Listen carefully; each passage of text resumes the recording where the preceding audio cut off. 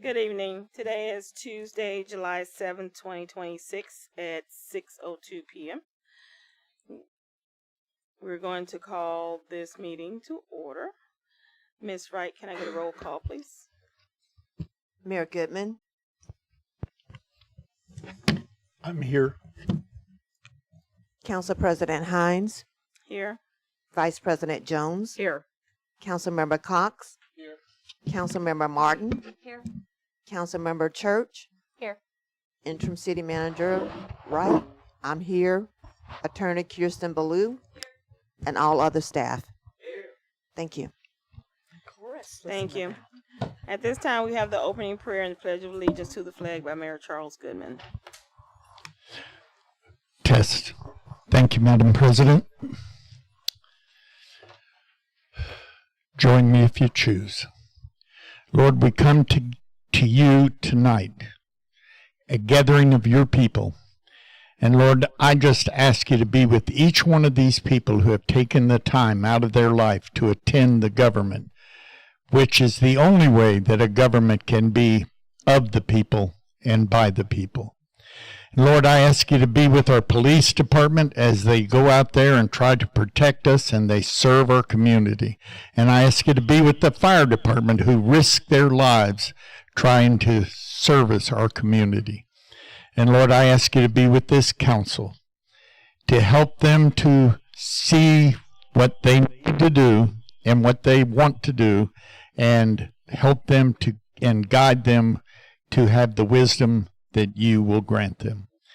And Lord, I know that we have, as people, are imperfect.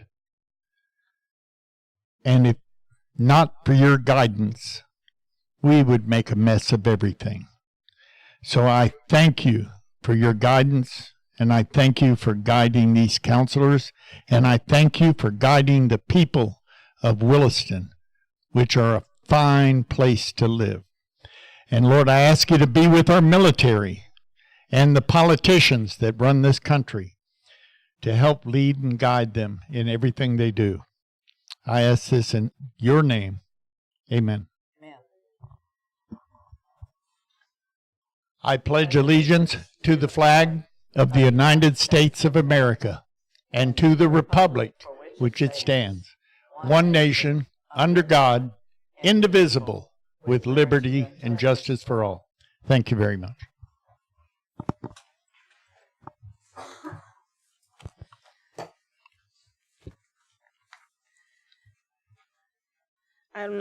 Item number 1, additions, deletions, changes, and approval of the agenda. Madam Ms. Wright. Madam President, I need to add, under item 1, add Employee of the Month. And for item 5H, we need to table that, please. It's asked to be tabled. And also item I. Did you said 5? Mm-hmm. Was that 5H. A and I thought she said 8. A2. 5H as in Harry. The ordinance on the public hearing, table that. And item 5I, we're going to remove that from the agenda. Additions to the agenda that have been requested are to add Employee of the Month underneath item number 1, to remove item number H under public participation. It's going to be tabled. And then item number I is also going to be removed at this time. Can I get a... Oh, yes, ma'am. I would like to make a request if possible. Go ahead. I would like to remove item J from the agenda, and I would like to explain my reasonings and have it tabled to a further meeting. Item what now? J, the final item on the agenda. And Okay. if I may, Go ahead. I would like to explain why I would like this tabled to another meeting. Okay. Can we not go to it and talk about it there? Nope. I'm sorry. Okay, then we'll debate it here. No direction. Well, let me preface this by saying that this is not about Mr. Brevard at all. This is not about Ms. Latricia or Ms. Jones, who spoke to Mr. Brevard, and brought this onto the agenda. But this is about a bigger picture of how we do make big decisions like this. No direction was given to any council member or staff member to go out and recruit or negotiate or prepare a contract for an interim city manager. This council has not gotten together and discussed any of the key important decisions that we need to make before going out and seeking a full-term city manager or a long-term interim city manager. We haven't discussed whether we want a long-term interim city manager or a short-term interim city manager. We haven't discussed whether we should actually look for a long-term city manager, not interim city manager. We haven't discussed the direction that we would like to ask that city manager to go or what their salary should be. We haven't discussed whether Latricia should stay on as interim city manager if she's willing. We have not, as a council, discussed any of that. Because these issues were not discussed in the full council, it now appears that this contract was negotiated by one council member, and I'm not singling out Ms. Jones, but just because it's on the agenda with her name attached to it. Not true. It, Let me say it that. is on the agenda with her name attached to it, and this could be any of us. Like I said, I'm talking about big picture here, and it was negotiated by what appears to be one council member without the input of any other council members. And that's not a good look. Those optics are pretty bad. It creates the appearance of backdoor negotiations, which we don't need to have here at the city of Williston. On two separate occasions, the mayor and I have both asked for a special meeting to be called to discuss the issues that I just mentioned. We have not had a special meeting.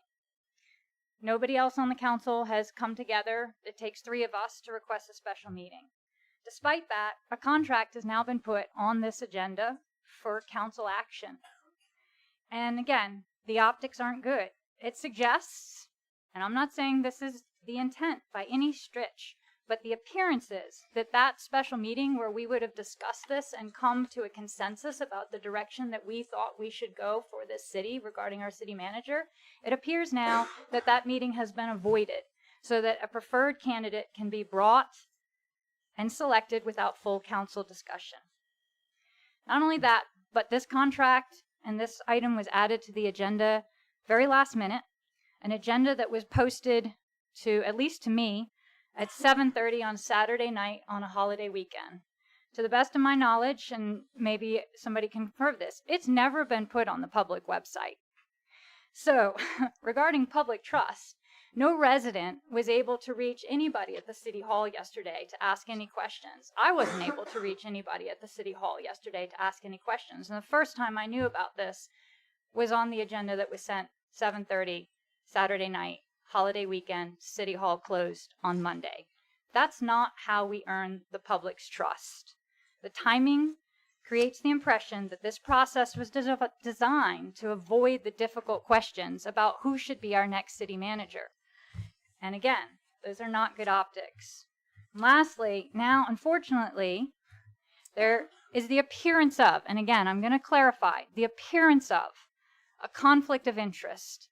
Because now there is a negotiated contract negotiated by a council member or a staff member, and there is a pay raise, a significant pay raise, a $24,000 pay raise from the last city manager. Now, my understanding is some of those numbers have changed, but the contract that was put in this agenda for us to read over and approve or not approve had a $24,000 increase in salary from our last city manager. That's our last city manager, not Mr. Brevard, but a $24,000 difference in terms of our budget.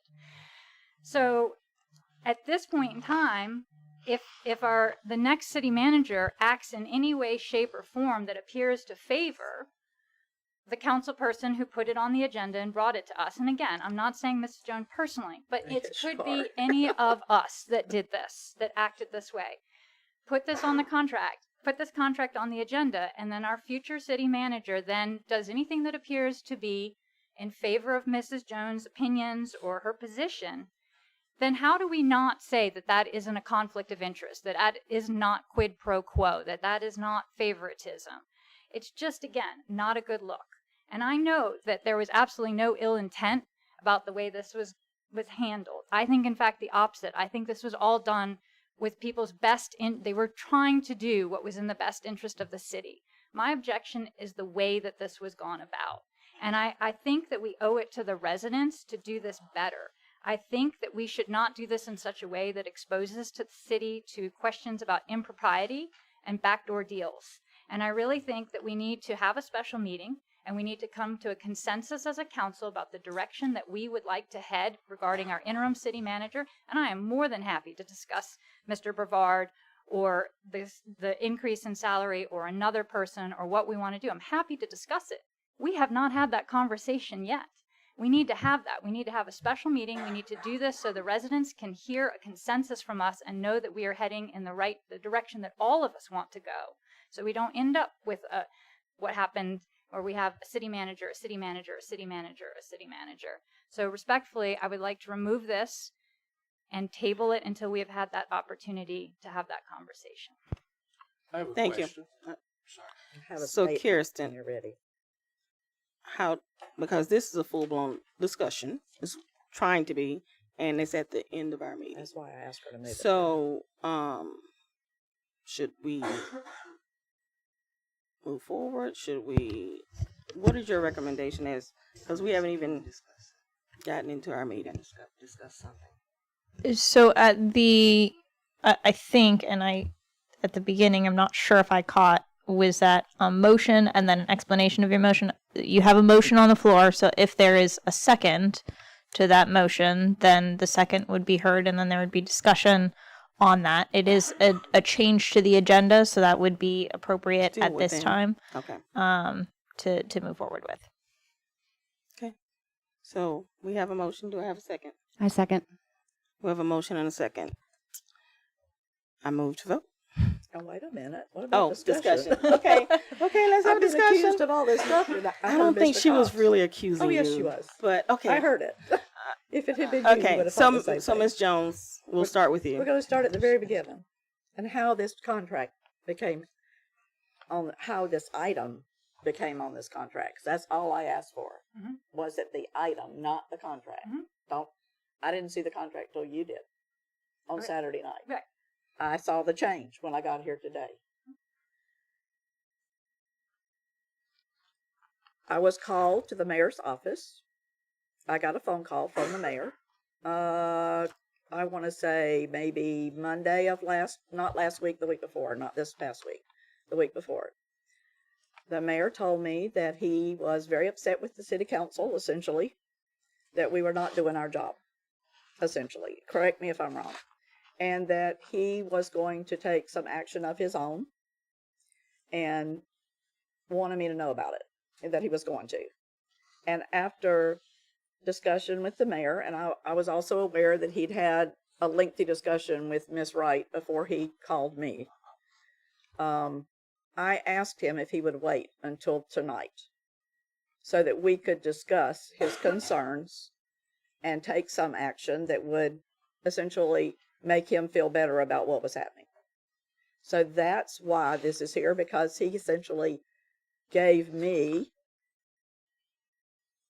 and us essentially an ultimatum. I don't know if that's just too strong a word to use. I think it was pretty much that. He had some actions he wanted us to take, and he wanted us to take them yesterday.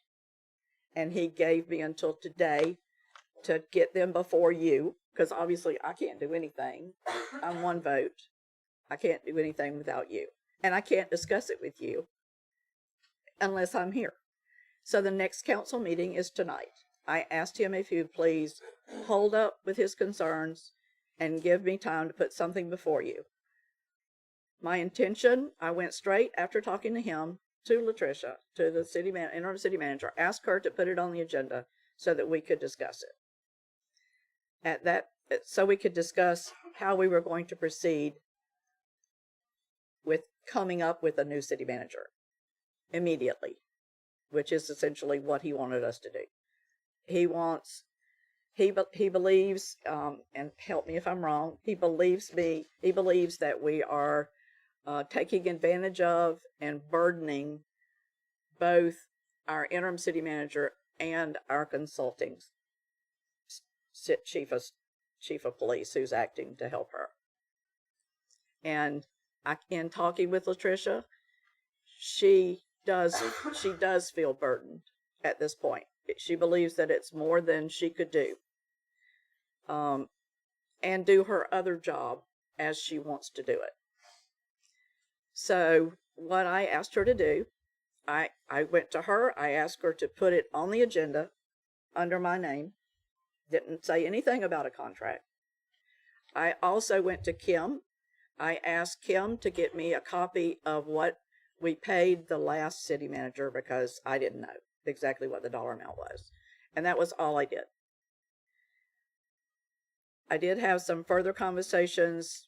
I don't think I had a further conversation with the mayor, but I did have a further conversation with Miss Latricia. In the fact that the mayor wanted us to act as soon as possible to take the burden off of both of them so that we could go forward. We did discuss the fact that Mr. Bavard could do that very easily, that he could simply walk back in and have knowledge of the projects that were going on, of the staff, of things that were here, and he wouldn't need any training, and we know who he is and what he is. And he's not a blind option that we have, that we don't know what they're going to do. And with the mayor's insistence that we proceed, and we proceed quickly, it was all about finding someone who could take it over and take it over now. Not after we had a workshop, not after we did this, not after we did that. But it has always been the intent to have the workshop. Miss Latricia has a date that she's ready to give us for that workshop so that we could have discussions, so we could post the job, so that we could post the qualifications. That's another thing I asked him to give me, was the qualifications, so that we could look at what the qualifications were, so we would be ready to post it. Because we can't post it until we agree with what the qualifications are. So and what the mayor said was, you know how to proceed with this. I know you know how to proceed with this. So I tried to do the best I could do, and bringing it before you with some information that you could act upon. Now, when the agenda came out, I saw the contract that you saw as well. I had some issues with the contract when I saw it. I had 2 or 3 issues. I had issues with the amount of the original, and you haven't even seen those things. I had the original retirement amount. I had issues with the original vacation time. I had issues with the original salary. And tonight, not me, because I haven't talked to him about these items, and you can confirm it with both of them if you'd like to. Those things, as you see, and I've actually gone through it and circled some things that are different now than they were the last time I saw it, which was from the Saturday agenda. And it was my intention to present it to you to see if you were willing to relieve them of what Miss Latricia, of being the interim city manager, and place it in Terry's very capable hands until we could proceed and have plenty of time to do what we need to do, which is post it, first workshop it to see what it is we want to offer, who, and what we want the qualifications to be, then to post it, then to actually accept applications, of course, and then interview people. I mean, that's not a quick process. And I can tell you the mayor is not going to sit there for another 3 months or 4 months and wait for us to do those things. And I don't think Miss Latricia is either. I think she's ready to be relieved. And that's all I got to say about it, I guess, unless you have questions, and I'll be glad to answer them. Mr. Cox. I agree a lot with what Debra said. I think it's a smart move for us to bring Mr. Brevard in because he does know a system, our employees. We have the budget coming up. This way here, we can get he can get us through the budget and everything else as far as so we can proceed to to find somebody. We have to get it right. And I've been through sitting to hire a manager, and it takes a while. It's just not like your typical retail manager. The employee comes in, you interview them. Yep, next person comes in, interview them. And they're all like hour interviews. In some cases, it's different. My question is, you said you asked about a special meeting. I never heard of a special meeting being planned. No, exactly. That was my point. At the last June meeting, I requested publicly if we could schedule a special meeting to discuss the direction that we want to go regarding either interim short-term, interim long-term, or hiring a city manager that would be here for an extended period, lengthy, hopefully more than that. So yeah, I did in public request that we schedule a special meeting. But again, 3 people have to agree to do that. And nobody else did. Well, I still favor the idea of Mr. Brevard. Like I said, he knows the employees. He has all that. He can help us to find a manager.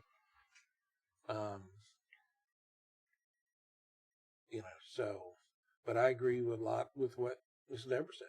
Was I asked what I thought about it? I thought it was a good idea from the beginning to do that.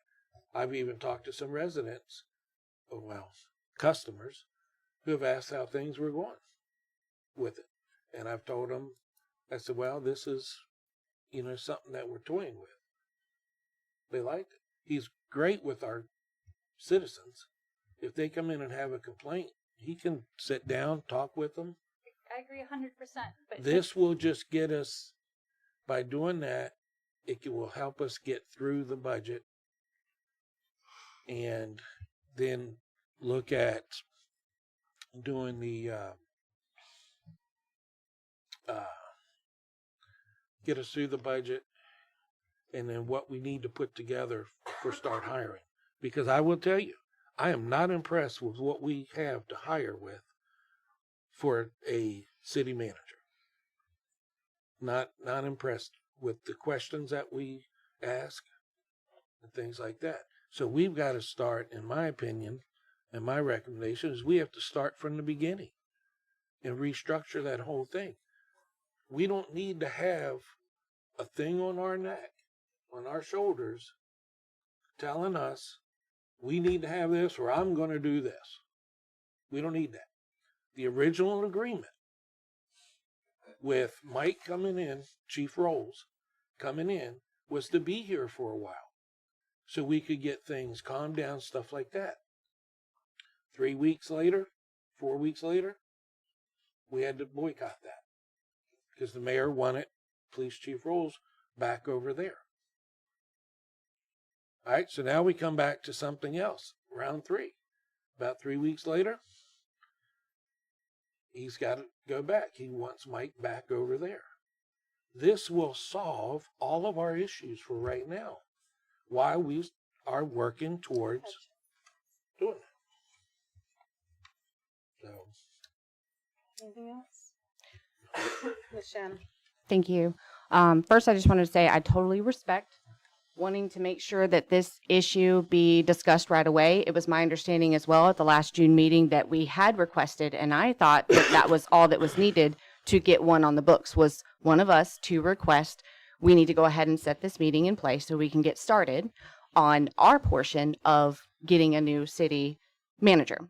I also respect trying to, hurry up and get one, but at the same time, I share the same concerns that Meredith does when it comes to appearing like we're skipping steps, appearing like we're not on the same board, council and mayor alike. Now, to reference a November, I believe, 6, 2024 meeting, we were in this same position before when Terry was retiring. We were looking at the same issue, what we can and what we cannot offer. It was before we'd had a chance to review budget, everything, and it was handled very differently. From reviewing the information from that meeting, Mr. Cox had said that if we go and hire another city interim right this moment, it skips the steps of the new council members being able to be a part of a hiring process of a city council, of a city manager. I would be not offered that opportunity in this round. And I also recall that Darfeness had brought up the fact that if we just hire someone right out the gate instead of following our normal process, then it also skips the opportunity to find a potential perfect candidate that's out there. I'm not even sure how many people have already submitted their resume for this upcoming position. Now, it was also my understanding that ever since Sue departed, the process of hiring a new city manager started right away with Latricia and with Chief Rolls. They both came in together. They worked together on restructuring, figuring out all of our issues, figuring out how we can fix them, and then moving forward. And it was very positive moving forward. But I also understand the mayor's concern. He wanted to make sure that his chief was brought back and that his payment, that was whatever was discussed, because I'm unaware of that as well, that it not come from the police budget, that it come from the city budget because he was performing city duties. That was something else we never got a chance to discuss was there a written contract for Latricia's term or for Chief Roll's term whenever they both stepped into that position. So I never looked at it like it was a burden to our city clerk and our chief because they were willing and wanting to do this together. And even after our chief went back to being full-time police chief, he still offered his consulting services. So again, Miss Latricia Wright is still not doing it by herself. So we already put things in motion to work together. It was my understanding we were in the process of receiving a date for our meeting so we can follow our normal process, show the residents and show the city we're not doing the good old boy system. We're not doing backdoor deals. We're not speaking when we're not here. We're following a process. We're wanting to make sure we get it right this time so we're not right back here such as we were November 2024. Because we were discussing the exact same things. And it's nothing to do with Mr. Brevard. Like you said, he has familiarities and that would be very beneficial. But at the same time, we don't want to just skip steps or appearing to skip steps. So with that in mind, that's why I voted to also table, follow our normal process, review all the information with Terry in mind, and go from there. Because what we've been doing for the past few months is working. It is working. And people are excited, not just city employees, not just city administration, not just council members, but also residents. They are happy. They are finally reaching out with positive stories and excited to see what we're going to bring to the table. And I want to give them that. I feel like if we just jumped to a quick decision now, it would get us a quick fix. But in a year's term from now, when this contract is up, we're right back here. We're right back here again. And that concerns me. So that's my say. Continue. Thank you. Ms. Jones. It still doesn't fix the immediate problem. And it's simply a matter of changing one interim city manager to another interim city manager. And if you want it to say up to 1 year, it can certainly say that. But it's going to take 3 or 4 months at the minimum to find somebody. And I'm not just hearing it from the mayor. I'm hearing it from Latricia. She doesn't want to do this anymore. I mean, she will tell you. She's the one who put this together, not me. I mean, I know you think it was me, but it was not. I don't. I just believe that we should follow the process that we've already set into motion with that information in mind. It takes months. And we haven't reviewed the budget come November, so who knows what we can offer somebody. If you would vote not to table this and let me present the contract, you will see that the amount is half of what it started out that you read in the packet because it's been reconsidered. And he's the one who reconsidered it. He's being very fair with us. I do understand that, and I appreciate that. He's doing us a favor, not because he wants to necessarily make himself vulnerable to all of this. He wants to help us. And it's simply going from one interim city manager to another interim city manager until we find the person we want. I do respect that, and that's the other concern as well. In how many months we've had how many different interim city managers, and how that will make us appear to look as if we may not be taking it serious, or we may not be trying to find someone who's actually going to last longer than a few months. All right, I give up. It's the mayor's Okay, time, Latricia's so we're gonna let Miss Latricia speak. Okay. This all came about And then because move I forward. have voiced my concern to each and every one of you that being interim city manager and plus still being city clerk, because no one wants to step into the clerk's position at this present time because they said it's too much work for little pay. And so I myself, because I love the city so much, I am drowning. I do not want to see what Mike and the previous ones have done go to waste. I don't want to see us fall by the wayside. I always tell you guys, I am very proud of this city, and I want Williston to be known worldwide, not for anything bad, but for the good. And right now, I am drowning, and I've mentioned this before that I need help, and I cannot do this on my own, and I would not be in this position and watch this city go down, trying to do 2 jobs, knowing that I cannot do it. So I reached out to Terry. Miss Debra did not. I reached out to Terry, and I put that contract, and maybe I should not have. Now I realize I should not have put that contract on the agenda because I wanted y'all to go ahead and discuss about getting an interim city manager, and I thought Terry would be the best because he did a very good job while he was city manager. And I figured if he would, if you guys would go ahead and review it and talk about it and agree upon getting Terry back as interim city manager, we could go ahead and present him with a contract because we already have it. Then I wouldn't have to be sitting over here worrying about if I'm going to get this right, get that right, or did I miss something on this? Did I miss something on the city clerk part? Am I doing what I need to be doing to make this place a better place? Thank you, Miss Wright. Mary, did you have something, or can we move forward? Can you speak fairly quickly, please? Thank you. What did you say? Can you speak After fairly this quickly? long tale, now you want to tell me to cut it short? It is a long It's tale. not It going to happen. is. Okay, you don't have to have an attitude, okay? I just Yes, asked ma'am. a question. Thank you, sir. You asked me to keep it short, and I'm telling you, Madam President, it's not going to happen. And that's fine. Okay, thank Just you. watch tones. Okay. This came about, I think Councilor Jones is correct, because I went and made the decision that I could not see this council acting.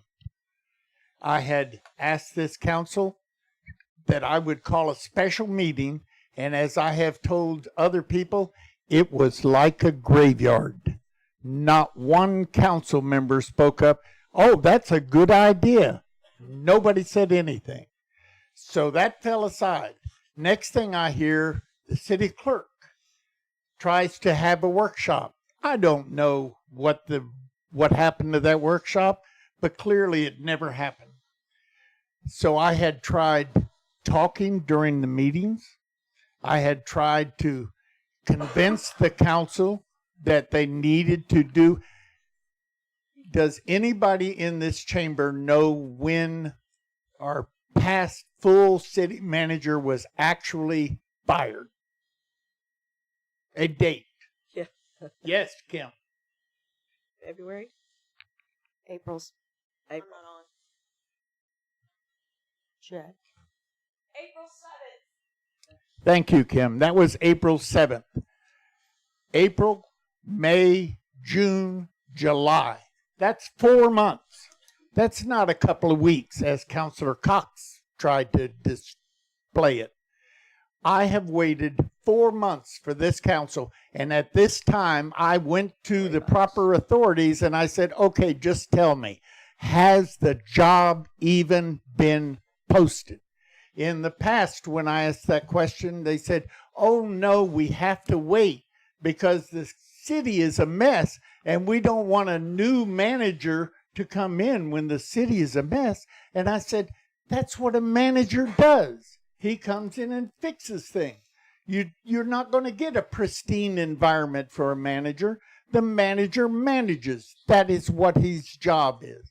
So I have, in my opinion, Madam President, I have been very patient. And when I decided that I was going to write, I called a TV 20 reporter, and that TV 20 reporter said, that's fine, but you need to send this to TV 20 so all reporters get it. Before I did that, I wanted to at least, because I believe in fair and honest, I wanted at least to talk to a council member. All these other members have full-time jobs. The vice president gets off around noon or a little after. So I called her and I said, look, you're the only council I'm ready to email this right now, because I have watched the clerk deteriorate. I have watched the chief of police attempting to do what I considered impossible. And then the attorney tells him he's got to resign from my police department in order to help the city. It was ridiculous. It was doable if this council had simply posted the job. I offered to schedule a meeting so they could discuss it and simply post the job. As of 4 months have passed, nobody has posted the job. Nobody on this council, because they can't talk to each other outside of a meeting, nobody on this council can even discuss it. And when offered the opportunity, nobody. I understand, Councilor Meredith, that you felt, gee, where is everybody? Welcome to my club. Okay? So I am not, and it was inferred to me that if I do this, it will hurt the city.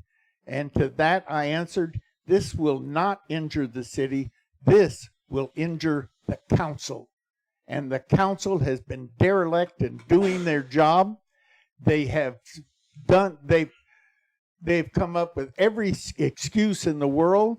They should had plenty of time. In 4 months, you could have had 15 conversations, but nobody did. And I agree with Councilor Martin that, frankly, I happen to know Mr. Brevard. And I happen to know that he is an honorable man. And I happen to know all of the things that everybody would say about him. And I have no problem with him being the city manager. I have a problem with process. And the process, once again, just like when you, the council, fired the former city manager, that was done not on the agenda, not a discussion, on announcements. You started talking, and the next thing I know, you're telling her she's fired. Wow. Wow. That is not the way to conduct business in a city, in my humble opinion. I kept it to myself. I said nothing. But now it has become such a problem that I felt compelled. And the only reason I was going to TV 20 was I felt there was no other way that I could get this council to do its charter responsibility, which is to post an ad for a city manager and begin the process. I'm not saying you got to post it and hire him next week. Councilor Jones, you implied that I said I wanted it now. What I was very clear in that letter was I want to see the council doing its job. I want to see a manager post in the website where other managers could see it, and then you would have an opportunity to look at other managers. You've had 4 months. You've done nothing. So I did, some might call it threat. I did not. I felt that the only way, since I had been rebuffed every time I brought it up, the only way I could get this council to set up was to notify the press of what I saw going on and let people decide for themselves. my opinion is those two people sitting over there have been exemplary. My opinion, Mr. Brevard would be a great city manager, but there is a process, and we can't just drop it because, oh, the mayor wants it done right now. It's not my fault you haven't done nothing for 4 months. I have nothing else to say. Thank you, Madam President, for giving me an opportunity. Any further discussion? Let me just add on. I have a letter here from the chief of police. It says, this letter is to inform the mayor, the council, that as of today, July 7th, I will be removing myself from the duties of assisting the interim city manager on Tuesdays and Thursdays. I would like to thank the council and the mayor for the opportunity and the trust in me to help in this role. The experience I gained in this short time will help me be a better chief of police. But I must give the police department my full attention to ensure the department continues to move forward in the right direction. Chief Mike Rose. And I just want to say, like him, I also want to see the city move in the right direction. Any further discussion? I just want to have the opportunity to present this contract to the council, for you to make a decision on a contract, not on an agenda, whether we changed an agenda item on the agenda. And if we, sorry, Go ahead. if we advertise and people go online and they look, well, let me look at their council meetings and see how they are, and they see this, we ain't going to get anybody. It looks better if we're together. It's a simple thing. Didn't realize that this was going to be a big kerfuffle with doing it. This is to get it going, start the process of moving forward. We can still have the special meetings, but it's to start moving forward. And the point is, too, that we cannot post anything without a job description. And we haven't decided on that job description. That's something we need to do. That is exactly my point, Ms. Jones. That is the point that I think was missed. That is exactly my point. We are not in consensus at this point in time. So we are not together, to Mr. Cox's point. And I agree. We should be on the same page. That is why I'm asking not to table this in order to post the job description, but to table this so we can have a special meeting and decide, do we want an interim city manager, short-term or long-term? Do we want to look at hiring and a city manager and, all of the things? I'm not going to go through it again. Everybody's heard it. I am available tomorrow night for a special meeting, and I would be happy to discuss Mr. Brevard at that point in time as interim city manager. But first we have to decide the direction that we want the city to go as a full council. Not one person, not the mayor is advising one person. As a full council, we need to decide the direction that we want to go with the city. And then we review the candidates and our options and move forward. I also think Mr. Brevard is incredibly honorable, and I got along fabulously with him, and I would love to consider him. Once we've determined the direction we want the city to go, and once we're all on the same page about the direction that we're going, or as close to as we possibly can. This is not healthy, and it came about because we skipped the process, and we didn't take the right steps. Thank you. All right, so we have a motion and we have a second. Ms. Jones, we have a motion and we have a second. Are we ready to vote?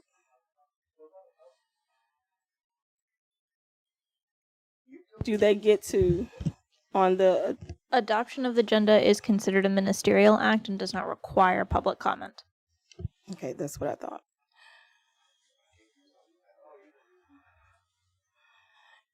You can speak when at public participation on it if you like. We have a motion and we have a second. I move to vote. All those in favor say aye. And Aye. this is for To table. the table. This is on the adoption of the agenda with that edit. Just to clarify, the motion was adopt So the then agenda, do the motion all removing over. that Okay. item from the agenda. Okay.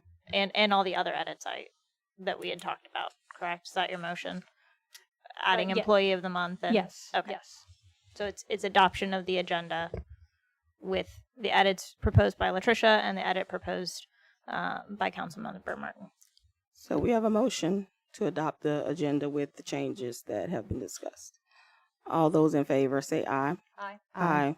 All those opposed say nay. Nay. Nay. Oh. Motion passes 3-2. All right. So the next thing we'll have is Employee of the Month by Kim Troy.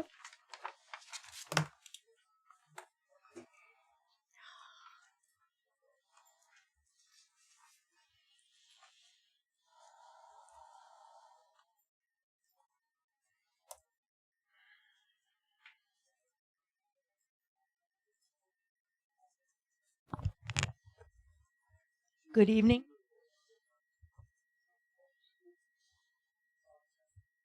Good evening. For Employee of the Month, I kind of want to give a backstory for this individual. This individual used to be an inmate supervisor and kind of unseen, unheard. He interviewed for a position. He was offered a position. It was not what he actually wanted, what he originally interviewed for, but he went ahead and he took it. Since he has become part of the water department, there has been nothing but praise about this individual. Everybody says he's doing excellent. When you walk by, if your hands are full, he asks you if you need help. He has truly shown who he really is. He's no longer unseen, unheard. He shows up every day. He says good morning. He is an awesome employee now that we have kind of peeled back the onion layers on him. He's turned out to be one of our greatest employees in my personal opinion, and I am the one who nominated him. Due to Friday, I had another fellow employee come to my office and mention that this employee had their hands full and people were walking by, other employees, and this employee is the only one who stopped and asked the individual if they would like some help. So with all of that being said, our Employee of the Month for July is going to be Devin Hindenling.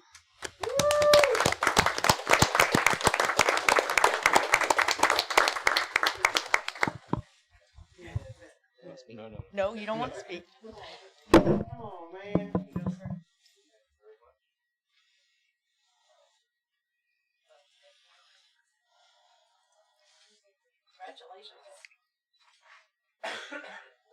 Kim. Devin.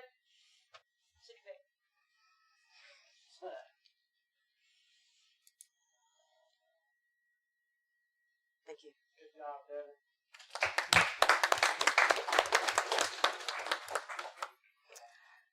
All right, we're going to start with public participation. This will be your first of two times that you will have in order to speak on anything that is not on the agenda. And Madam You President, have- just to clarify for the members of the public, because the item that we were just discussing is no longer on the agenda, this is an appropriate time to comment on that, to clarify for the members of the public. Thank you. You will have 5 minutes to speak. Please state your name and where you're from. From Ocala. So first of all, you gotta love government. Just as far. So this is an excellent example of how the government works, and it makes you proud to see that. And you should applaud yourself for it. I will tell you the questions about me as being the city manager. I appreciate all the accolades you've given me, the honorable mention. Thank you, sir. The honorable mention and all that stuff, and it's good to hear. I enjoy my time here, but I just want to make sure that that y'all understand that the intention was to come here and help out, and that's all it was. And so I will, and I'm going to leave because you know, I don't want to be just impolite and leave, and then y'all think that I'm mad or something like that. I'm not, but I'm just going to go home early. But I will say this, is that the one thing that I heard that Mr. Fuller said, and I strongly recommend this, that when y'all go to look for a city manager, and not an interim, a full-time one, or whatever you end up with, you really have to look at that salary and price it up there to where you're going to attract a qualified candidate, and it's not going to be cheap, okay? The salary, obviously, that we were requesting was the same thing Chief Rolls was being paid, was no more, no less when he was doing the job. But I will leave you with this. Like I said, the comment that I heard from Mr. Fuller hit home when I heard it. We recommended it last time, and we chose a different path. And I would strongly encourage y'all, when you do decide what you want to do, give that a lot of consideration, so you will attract a candidate here that wants to be here for 5 or 6 years. One of your best men you got here is sitting over there in that chair. And he's done an excellent job, both the police department, and he would do an excellent job here as a city manager. Now, I understand that's not his route. But, you know, you need to look for the qualities of people like him when you go look for your next person with the right amount of money, and get the right person this time, you know? And that's really all I have. And I want to thank you for giving me the opportunity. Mr. Mayor, thank you for the comments that you made. And like I said, this is government. We do it every day. And so, you know, don't have any hard feelings, you know? Be proud that you're here and you can do it. So thank you. And I'm going to leave. Yes. Thank you, Terry.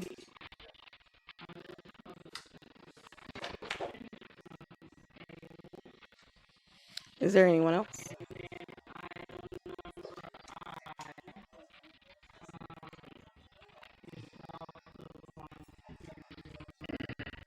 My name is Dan Kaufman. I reside at 32 Northwest 4th Street.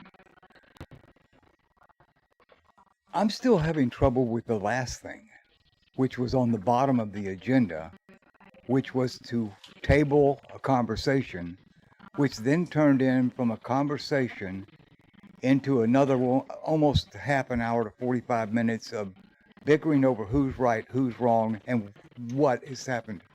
I have to agree with the mayor 100% on this one. I mean, this thing is nothing more than been kicking the can down the road for as long as I've been here, and I've been coming to these meetings now just under a year. I pay attention. I watch what you do. I have my good comments. I have my questions. But this thing here, I'm still trying to figure out how you took a motion to approve something when the whole thing was whether it was to be tabled or not to put a process forward. This is the mistakes that all of us public get so irritated about. You said that they were allowed to do that. Okay, that's fine and dandy. But the thing of it is, there's a protocol, and I haven't seen the protocols really being done. As a matter of fact, I haven't even seen them change the information board in the front of the building. There's still stuff on there from April. I mean, when you stop and think about this, where does the public fall into this? I'm looking at an agenda, and on the agenda, it didn't start at the top. It got hung up on the last item. And now we went to another item, which we still haven't even got. So I'm looking at probably another 2 hours to sit here for you to get through this agenda. Maybe even longer. Which tonight, unfortunately, I don't have the time, probably in your best interest. This is just kicking the can down the road.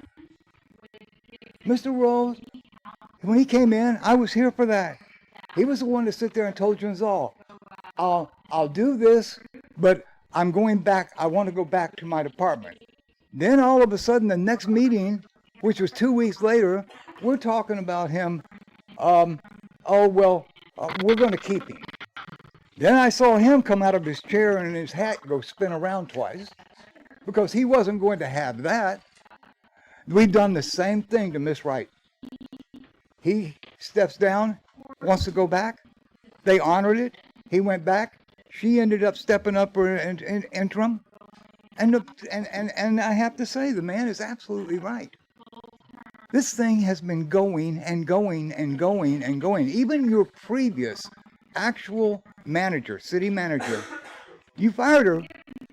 But the thing of it is all the signs was there that you needed to probably change her before you ever got around to it, which was months and months after maybe the third vacation to another foreign country or another island. I mean, you know, what happened to all that time where you can't have a meeting, you can't get the council together to have a special meeting, and half the special meetings has turned out to be nothing more than, if you really want to know the truth, backdoor conversations and closed door conversations, because they have to happen during the business week, and it seems like you can't discuss anything without violating the sunshine. And if you don't have these meetings, you don't schedule these meetings, you don't advertise these meetings, and you don't put anything on a bulletin board out there, bottom line is, it's not working.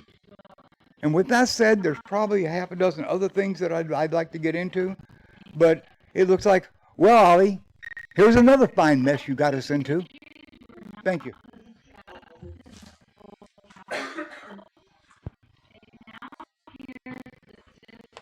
I'm Joel Penny. I live at 43 Northwest 4th Street. So before we even hired the manager from Bronson, we had a little issue with the city council giving directions to staff and everything else.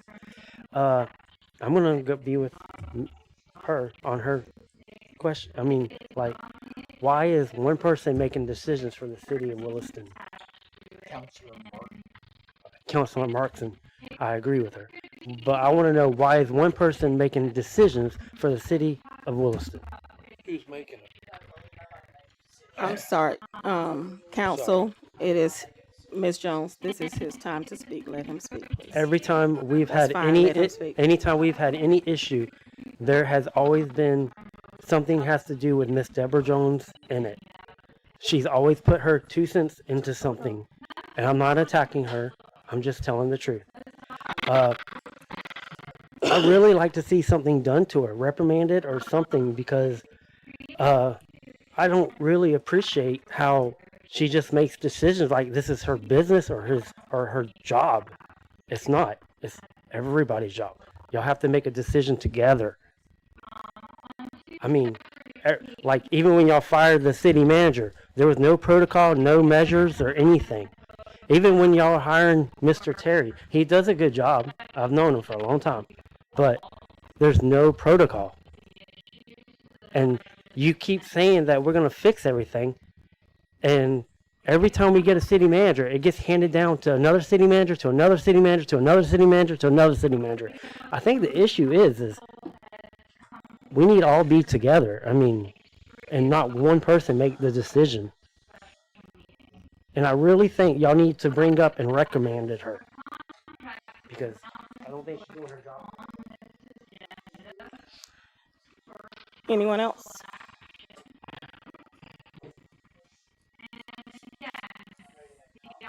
Oh, Ms. Jones, you can make a comment.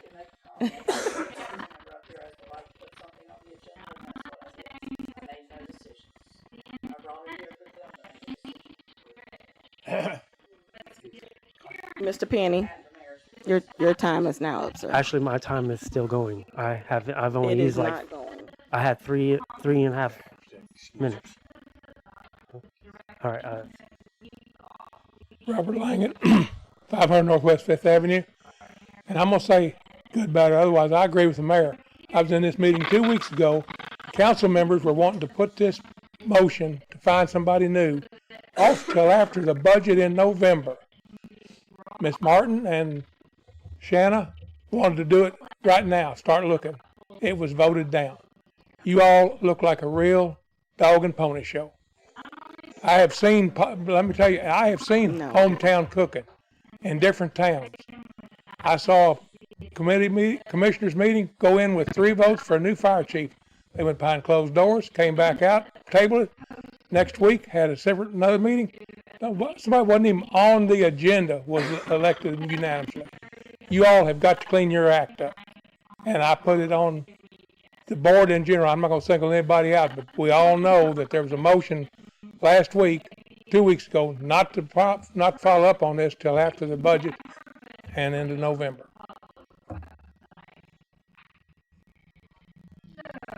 make a comment? You may. Thank you for all your comments. And that's what we're trying to do. And as you know, as a council board, there are going to be different people with different perspectives and different opinions on things. And that's why we're here together. That's our job. We're not always going to agree, and we're not always going to look like unison, but that is a part of the process. And we are trying to get better. I know I'm very new to this. So in my intention is to that way we learn how we can work better together using the time that we have available, which are these meetings, learn the process that I now know that we need 3 people in order to request a special meeting and request that right away. I do have a full-time job and children and everything, but I put this at top priority. I myself, and I'm sure the rest of the council members would agree, if someone says, hey, let's meet tomorrow, we will all be here because it is very important to us and we do appreciate the comments. Thank you. Any other comments? Okay. How's it going? I'm Matt Williams. I live at 48 Northeast 1st Avenue. Give everyone in here a breath of fresh air. I'm not going to talk about any of that stuff. The new parking lot's fantastic. It looks great. The problem is the initial plans had the dumpsters, and I know Chief Rolls and I had a lot of conversations about this. I've spoken with my mother spoke with the mayor. Whoever decided to put it there, I don't know if she had already gotten fired or not, but we need to we need to move that. I just had a newborn baby. She's right here. For one, safety. There are a lot of people come by there all the time, dumping stuff in there. I work a lot, and I don't want my wife at home alone at night with someone coming by. Not to mention that they can't even get a truck into it to do it, and not to mention every time that they're the 3 dumpsters over there now. Every time they dump them, all that garbage goes into my front yard, and then I have my wife yelling at me, asking me why I didn't put the garbage there, right? So I would prefer if we can make something to where we can move that, because it's very simple. There's plenty of room to do it. Whoever came up with this plan, again, I don't know if they had gotten fired already or not, but they need to. The mayor requested us to be the squeaky wheel, and I'm going to be a squeaky wheel. I'm going to come to all these meetings until that dumpster gets moved. So I know there's plenty of spaces out there to do it. It's beautiful. It's really needed. I'm glad they did it, but we need to rethink about how we did that, because it's, one, I don't want to look at it from my couch. I can see it. I'm not trying to look at that. And 2, more importantly, is the safety of my family. So again, if we could have someone look into that and move those dumpsters, I would very much so appreciate it, and I will be here every single day, every meeting until they get moved. So I'll move them too if you want. I really will. Give me a sledgehammer, them boys will be gone. So, thank you. Thank you. Anyone else? My name is Perry Greenspan, and I live at 562 Southeast 3rd Street. I don't know how this goes or how important it should be to come here. I don't think what I'm bringing should come here, but this is where I was told to come. And it's in reference to code enforcement. Dog catcher, whatever you want to call what my problems are. And it has to do with animals. There's so many people in this town that don't respect the animal laws. Now, I have an animal. Whether it's a dog or a chicken or whatever it is, it shouldn't matter. If I had a horse and I live here in town, I would think that someone here would have a problem with me having a horse on my half an acre of land.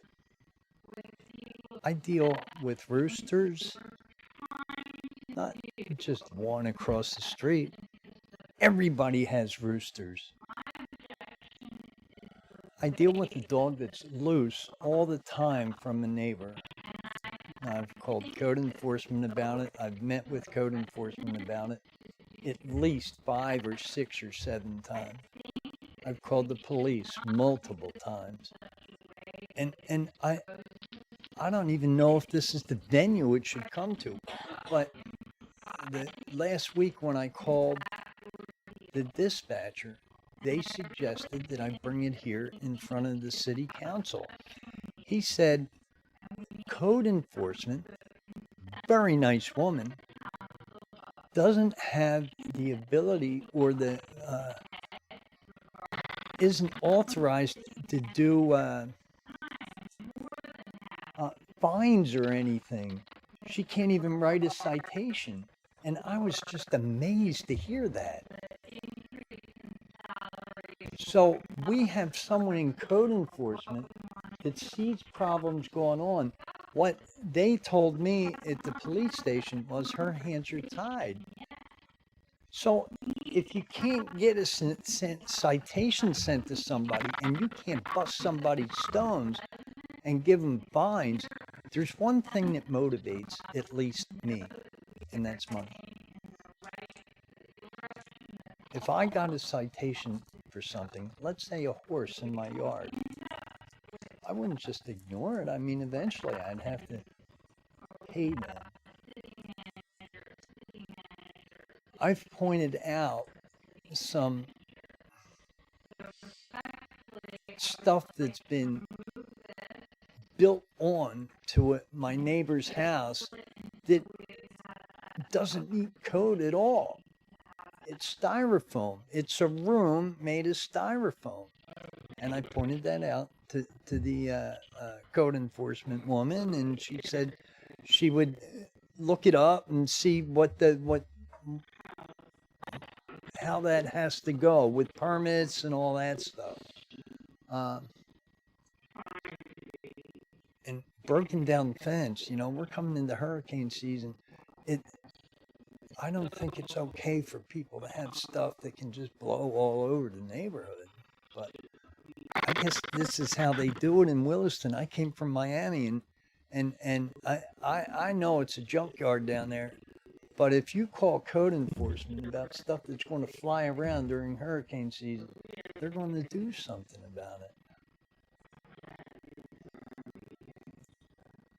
Any other thing about comparing Williston to, let's say, Miami? There's no comparison. We live in such a great town, in my opinion. Otherwise, I wouldn't live here. I came here because Williston's the best place I've ever been. And I've been everywhere. All over the United States, all over the Caribbean. This is it. We got it going on.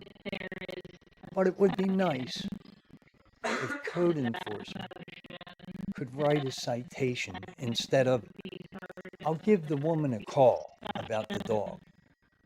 Now, this dog thing has been going on for over a year. Nothing's been done. I mean, the dog still runs. The lady, I can't even discuss it with her because we're going to end up in a problem. Thank you for coming and sharing. Thank Your you. time is up. Chief, do you have any comments? If you'll come see me, we can talk about it because I have no idea what you're talking about. I haven't heard anything about it. So if you'll come see me, we can try to work something out. Yeah, we do have fines, and I just got back over there to the police department, so come back and see me, and we'll get something done. Thank you. Anyone else? Okay. Consent agenda will be on the next agenda. Now we'll have updates from staff. Miss Wright, do you have anything?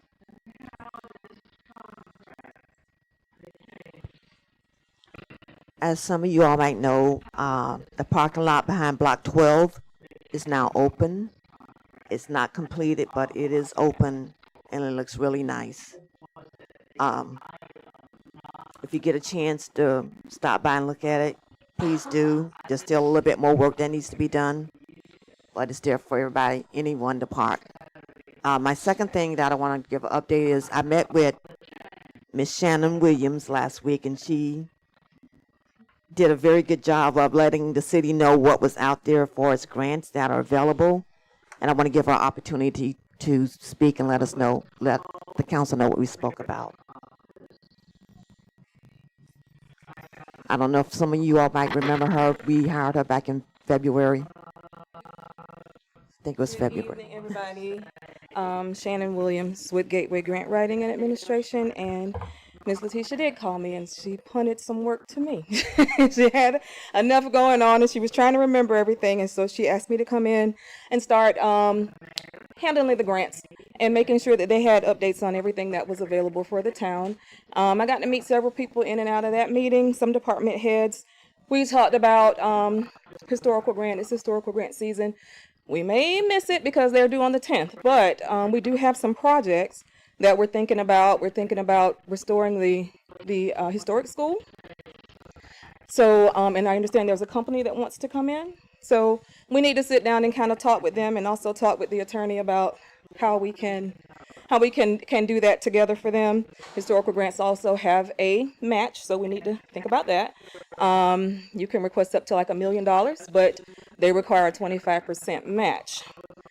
But if you're a ready community, only 25% of that 25% needs to be in cash, so you can do some in-kind wiggling there.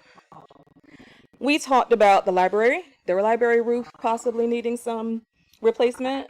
The library grant is open also until the 10th. We may be able to get that one in by Friday if we had some permission or guidance from the board to move forward with that grant opportunity. We talked about utilities. We talked about needing to find funding for implementing the AMI metering system. I learned all about what that was. So a great utility, I forget his name, that I met on Tuesday. He was awesome. He taught me all about that. We talked about maybe also looking for some funding to continue the septic to sewer conversion projects, and finding some affordable housing or rehab programs for the citizens. So I'm on that as well. We talked about having maybe a monthly grant meeting, coming down, meeting with whoever wants to talk about what citizens are bringing to you. Then I can do an update, have it in the agenda, so it's public record on what we talked about in our grant meetings. Any questions for me? Where did you come from? I am born and raised Lake City, Florida.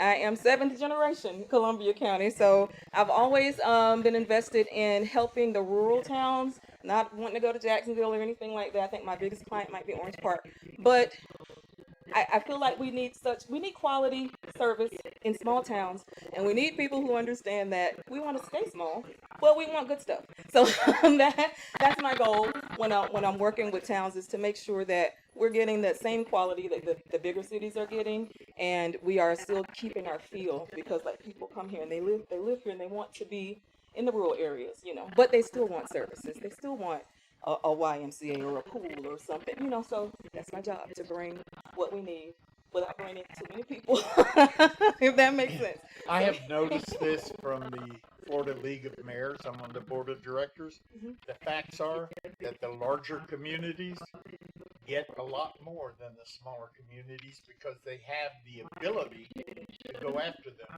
that the smaller communities just frankly don't have. I wish you the best, and I hope my hopes are raised already. Thank you. Yeah, I'm at max capacity on who I'm accepting as clients, because I like to do a quality job for the ones that I don't need 200 clients. I just need 10 good clients that are willing to answer my emails and work with me, and we can get things done. That's what I do. All right. Thank you. Thank you. Thank you. Good to see you again. Chief Rose. Oh, Ms. Wright, were you done? And I just want to tell everybody, I want to say thank you to everyone that participated in our 4th of July, July 3rd event. Even though we got rained out, I thank everyone for coming out, cutting watermelons, emceeing, and doing whatever they did, whatever part you took in it. I appreciate you very much. And I think the fireworks, even though it was raining, I think the fireworks were great. So thank you to everyone.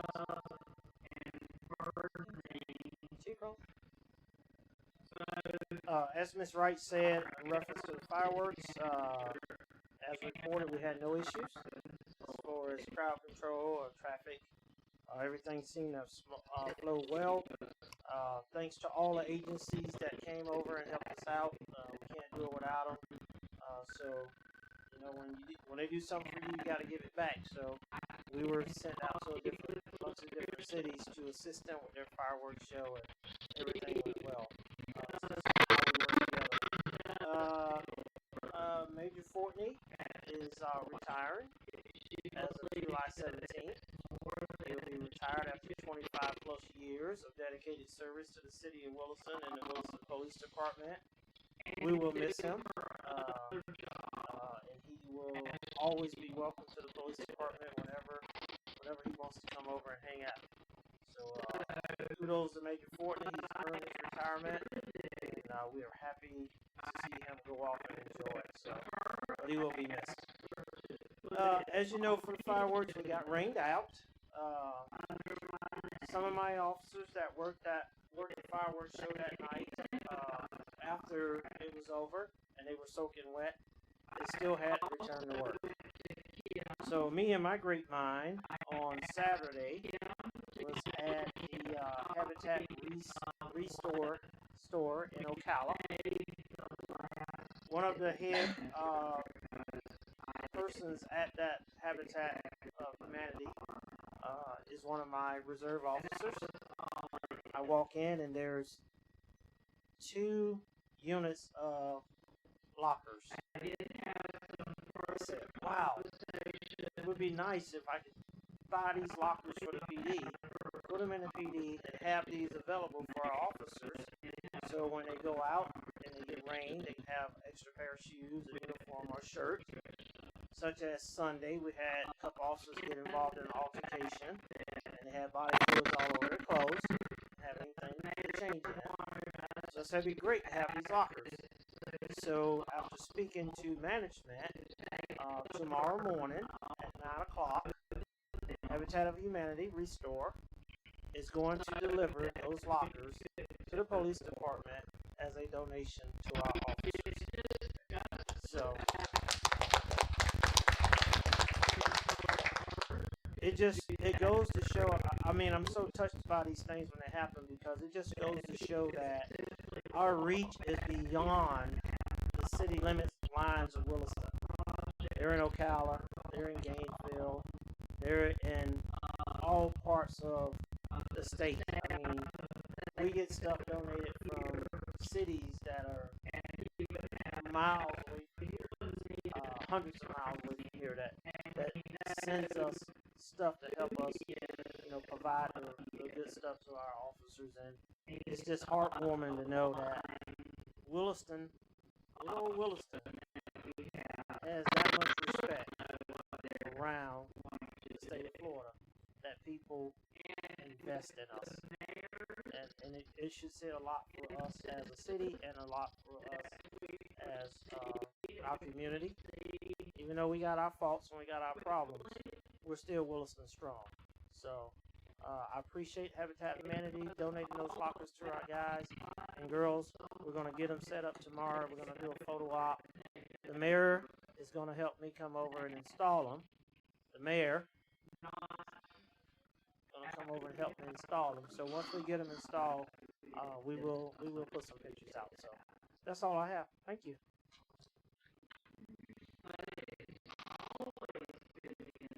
That's it? All right. Chief Steele. Ben. Nothing. Kim, you have anything? Any other staff? No other staff? All right, we're gonna start the council, but before I let anybody speak, so look, Miss Latricia, how long does it take, and how much time do you have to give public notice to have a special meeting? Or anyway.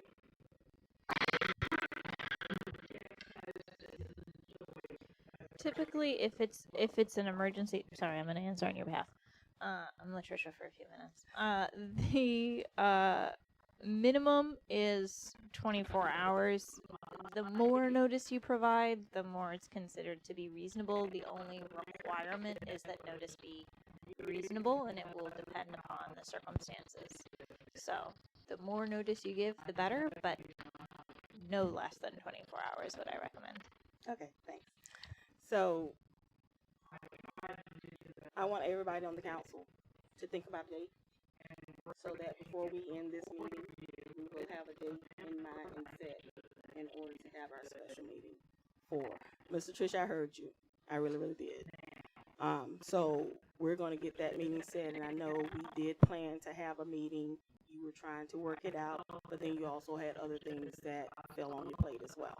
So let's take care of that tonight and have that meeting, and then we will, in that meeting, we will talk about all those things we need to talk about related to the application or the contract that was on the table tonight and move forward from there.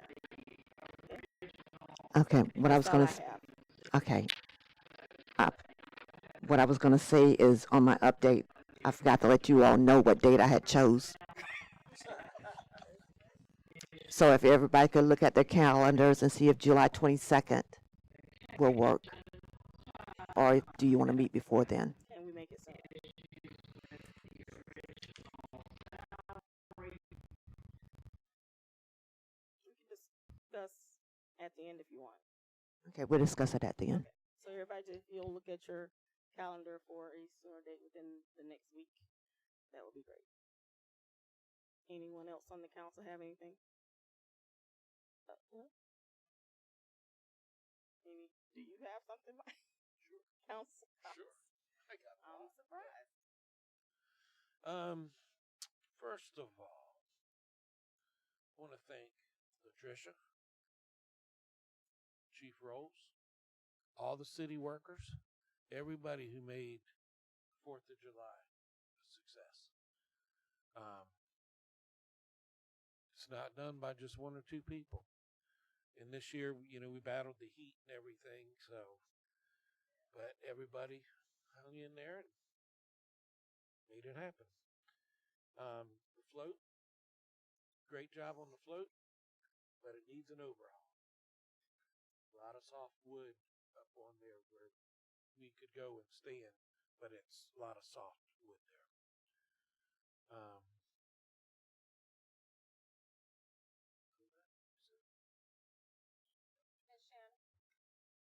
One simple and fast.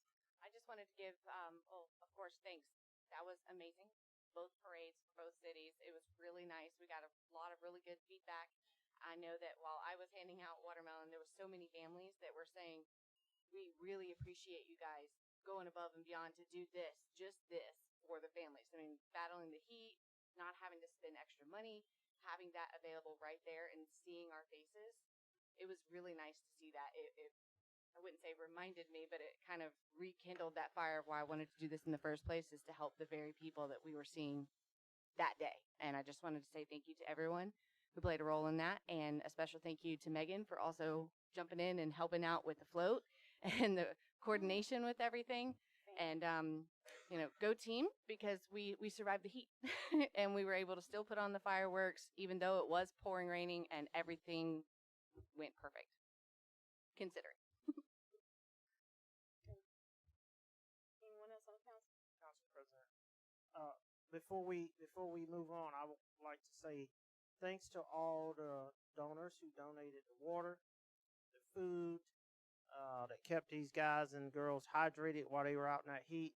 Thanks to my administrative assistant, Sabrina.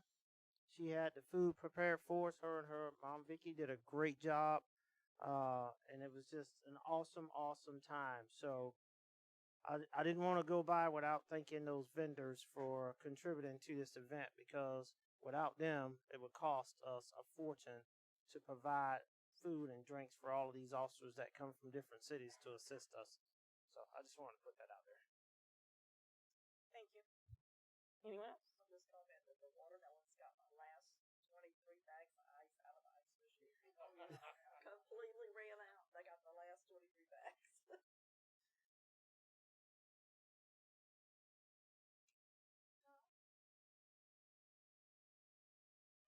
Thank you, Desiree. Hello.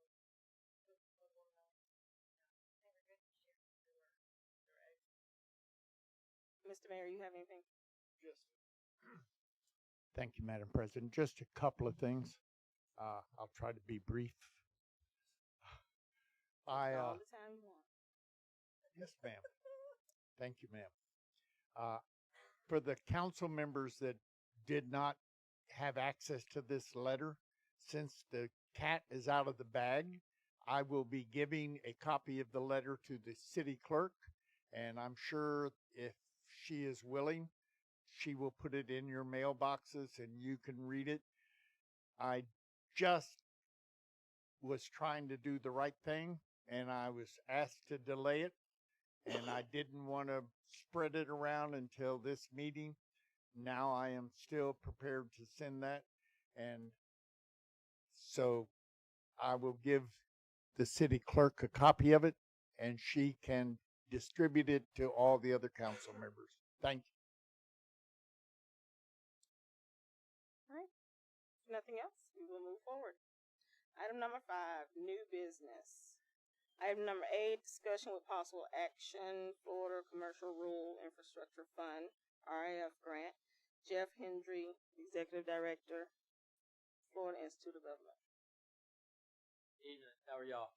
Good. Good. My name's Jeff Hendry. I'm here in my capacity as the Executive Director for the North Florida Economic Development Partnership, and that's a consortium of 15 rural counties in North Central Florida, and our mission's pretty simple. We like to recruit business and industry for targeted industries into the region, into the rural counties. Of course, Levy County is part of that, as is all the municipalities within the county, including Williston. So we do a lot of marketing visibility nationally and internationally for companies and trying to bring them and target them to come in. But we also do a lot of technical assistance. And what I mean by that is we do a lot of grant writing as well, or we facilitate grant writers to work on your behalf. We come in and work with councils on certain things if they have a need.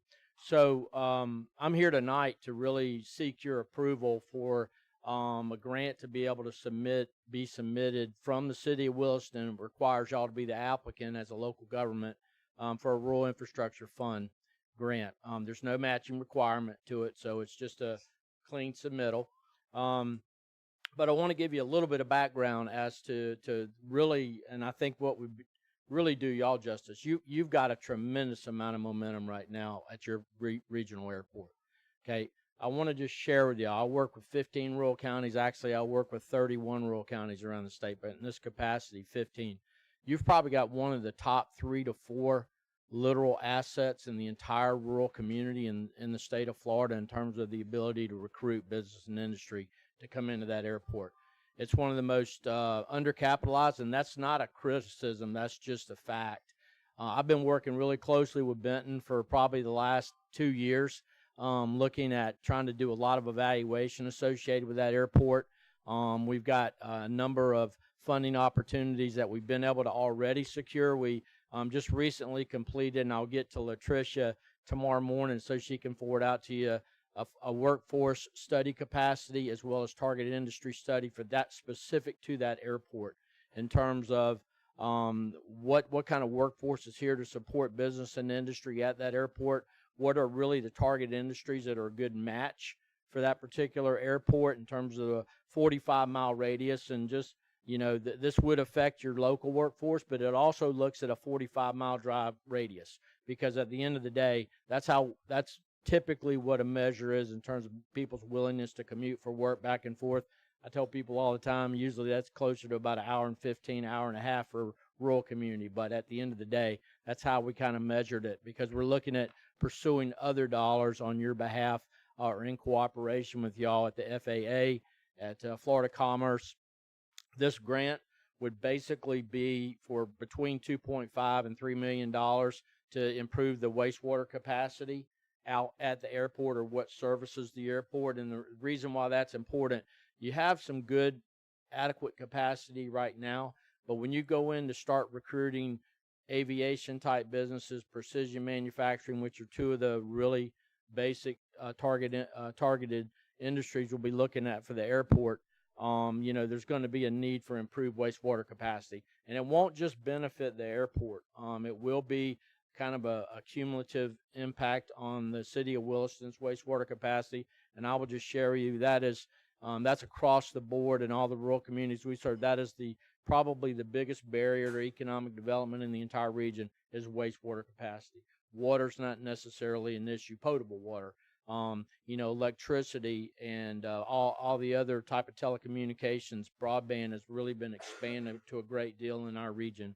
Natural gas, that's another thing that we'll be looking at as we go forward. But right now, this single grant is not going to fix all your problems, okay, for wastewater. And when I say problems, it's really about looking to the future about what kind of companies we could recruit to come into the airport to generate high-wage, good jobs out there. And I want to reemphasize what I said earlier. What you have in that regional airport is a gem. It is not something that just shows up out of the sky anywhere. It's, as I said, it's one of our top 3 or 4 in the entire region. So we focused a lot with Benton over the last couple of years.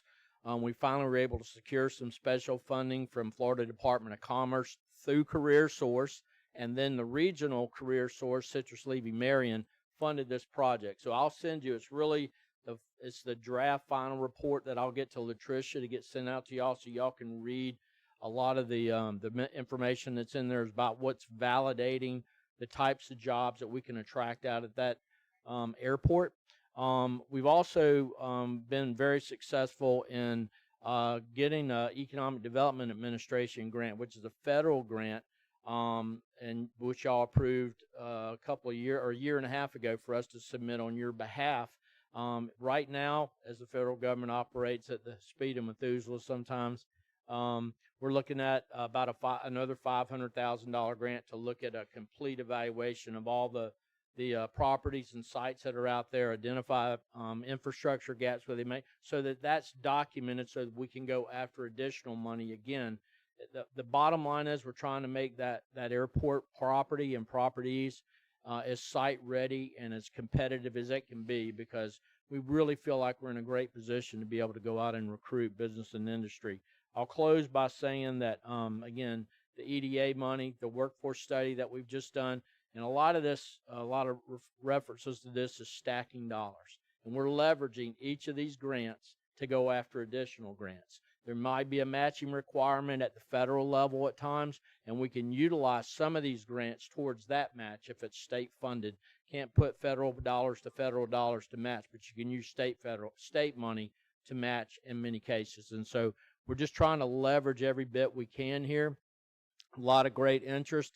We've already had a number of companies talking to us, but again, it's our job to go out and make that airport as competitive as it can be from an infrastructure standpoint, from a workforce standpoint. We've worked with all the institutions like the College of Central Florida, the Marion Technical College down in Ocala, which is starting an aviation mechanic program down there, which will be huge. We're looking at the Withlacoochee Technical College down in Citrus County. We're also working, obviously, with UF and some others from a high-level engineering standpoint to be able to demonstrate that you do have the workforce within a 45-mile radius to support a lot of the industries that we're going after. Aviation is in a huge trajectory, no pun intended, in terms of its potential to generate really great jobs out here. I don't want to embarrass him, but I will tell you, you got a treasure in Ben. And I ain't here to give him, kudos for the sake of it. I work with a lot of airport directors around the state, many of them general aviation, municipally based and owned. You got a gem in him, and we've really appreciated working with him. And I'll close, hopefully, that you guys will be encouraged to apply for this. And I want to make one other reference. But, we were able to coordinate a tour of the highest levels of Florida commerce to come down. I mean, the deputy secretary, who's the chief administrative officer, the secretary of Department of Business and Professional Regulation, and a number of other high-level state people. And when I walked out of that tour, and I know Councilwoman Martin and the mayor were there, and Chief Rolls were there, for them to greet them out at the newly constructed or recently constructed FBO out there, they were blown away. They said they could not believe that there's roughly between 12 to 1,500 buildable, developable acres, 2 powerful runways from almost a 7,000 to almost a 5,000. And you just need to know that those are really benchmarks in terms of the ability to land virtually any size plane. So I can tell you 2 of the biggest targets we'll be going after when we get these sites. This doesn't happen overnight. This is a process. Y'all talked a little bit about that tonight. This is a process that we're going to set that airport up for tremendous growth in the right way, with the right industries. A maintenance and repair and overhaul company that might be able to locate out there that can service planes. You're looking at anywhere from 100 to 250 jobs of really highly skilled wage jobs out there. And then you start looking at the drone manufacturing and drone testing type industries. And the reason why that's attractive is because you've got in these a lot of these rural airports, you've got uncongested airspace. And so your ability to test those kinds of drones, the ability to land any size plane, and then that leads to the manufacturing side of it. So there is a method to this madness. We've sequentially really started studying that airport, generating these documents. It helps us write additional grants. And my friend over there, this rural infrastructure grant has a or a cycle due on July 13th. So I can appreciate, the rapid response, but we're well positioned to be able to get this grant submitted or to give it to the city so that they can get it submitted if we can get your approval tonight. So I'll be glad to answer any questions you might have, and I hope you hear my passion. This airport doesn't come around every day, and it's one of the true gems in this region. I think can be a great job creator. Oh, I'm sorry. And one other thing I wanted to also give Walt an opportunity. We had some conversations with his engineering firm as well as people from our team, and there was a question about if we applied for this rural infrastructure fund, and the city ended up applying for another rural infrastructure fund for a completely separate category. Planning is what Walt's going to be talking about, I think, at least a portion. In my view, with our team, those are two separate categories, and they're not going to be competitive in one and taken away from the other. In my humble opinion, it's been my experience for the last 17 years. I do think, the other thing is Williston's airport, and Williston in general has a lot of momentum going. So I would, if he's going to pursue that, I would encourage y'all to think about doing that. But again, at some point, you definitely have to have your sign off or approval in order to submit this grant by July 13th. I'll let Walt speak to this issue.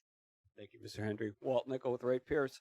Yeah, we had some overlapping, competing type grant applications and discussions happening here for this RIF grant. We had done some emails when the RIF grant opened up here just a couple weeks ago, inquiring whether we wanted to submit again for the city. So back in September, and I think you got a little bit of a memo that I put together that overlaps with this. Really, this just happened recently. But last September, we applied for a Rural Infrastructure Fund grant for your downtown Main Street plan that JB Pro did. One of the components of that was the South Main Street needing stormwater improvements and upgrades so that can move forward. And last year we applied for that grant for the design planning grant. The city did not get that grant, unfortunately, but you sometimes have to apply several times. And so when this opened up again, we sent some emails inquiring, hey, would you like us to reapply for the RIF grant for the South Main Street project? And then I returned from vacation. Wednesday, got a call from Benton and Mr. Hendry. We had a brief meeting, actually a quick meeting, but that day, probably about 2 hours, talking about this grant that they were going after for the airport. My concern was that the city would be competing with themselves. This grant program does have a strong, if you have economic, benefits to the city. Both of these projects have strong benefits. The downtown corridor, improving that, and your vision for that would be a tremendous asset, economic benefit to the city. The airport expansion, tremendous economic to the city. And so in our discussions, we were afraid, are we competing? And do we need direction from council to go after one, either the downtown, the airport, or both? And in our meeting on Wednesday, we kind of thought it might compete, but Jeff is saying he believes that we can apply for both. The grant that he wanted to do for the airport is really an implementation. It's going to be both design and construction. Whereas here we're asking for planning. It's just the design. And you're pretty confident that it wouldn't compete with one another. Yeah, I'm 100% sure. Okay. The reason why is they If you'll come back to the mic. programs within, Sir. I'm sorry. So the reason they differentiate within the Rural Infrastructure Fund, they have three categories actually. They have feasibility, planning, and study, and that I think that's where Walt's grant would come in. And then they have construction, literal construction of infrastructure, design, engineering, design, and construction. So therefore, you see, obviously construction dollars are a lot higher. They limit the planning dollars to $300,000.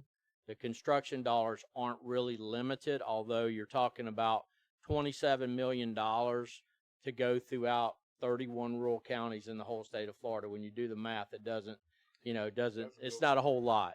But at the end of the day, we think our sweet spot for this, and quite frankly, some conversations I've had with some folks that were blown away at the airport, we think our sweet spot could be, no guarantees, but could be about 2.5 to 3 million to get this wastewater project started and constructed. And as I said before, whether we get the RIF grant awarded or not at the state, we're going to open, when that Florida Jobs Growth Grant program opens up probably in the next month or two, we're going to be putting in an additional grant, presuming you guys would enable us to do that, to again go after more infrastructure dollars for additional wastewater capacity, as well as some maybe looking at natural gas and looking at some road paving out there.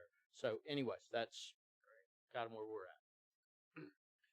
So with that, given what we presented, we were asking, your approval. I don't think it needs a resolution or a vote to resubmit the RIF grant for the South Main Street project. So deadline is, as you said, July 13th. The time is of the essence here.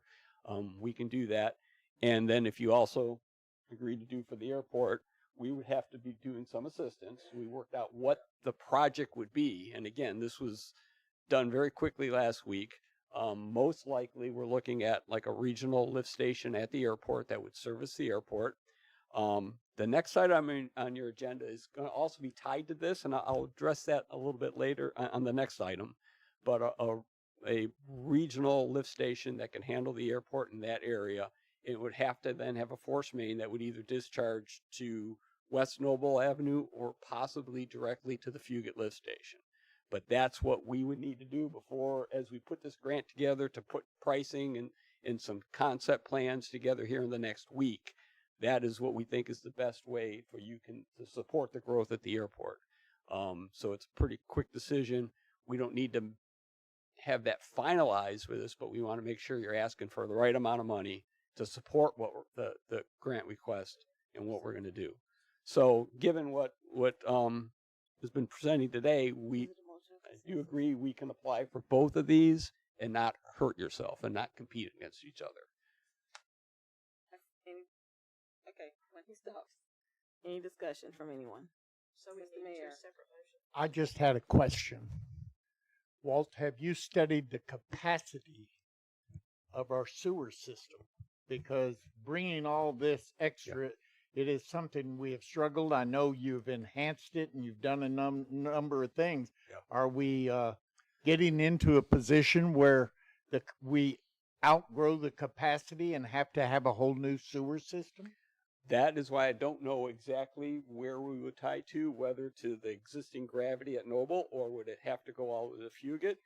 And then item B on our discussion, the Springs grant, I will also talk about capacity. Capacity, thank you. That's Okay, my so concern. We have kind of overlapping but separate items. Ms. Yes, Jones. capacity is a concern.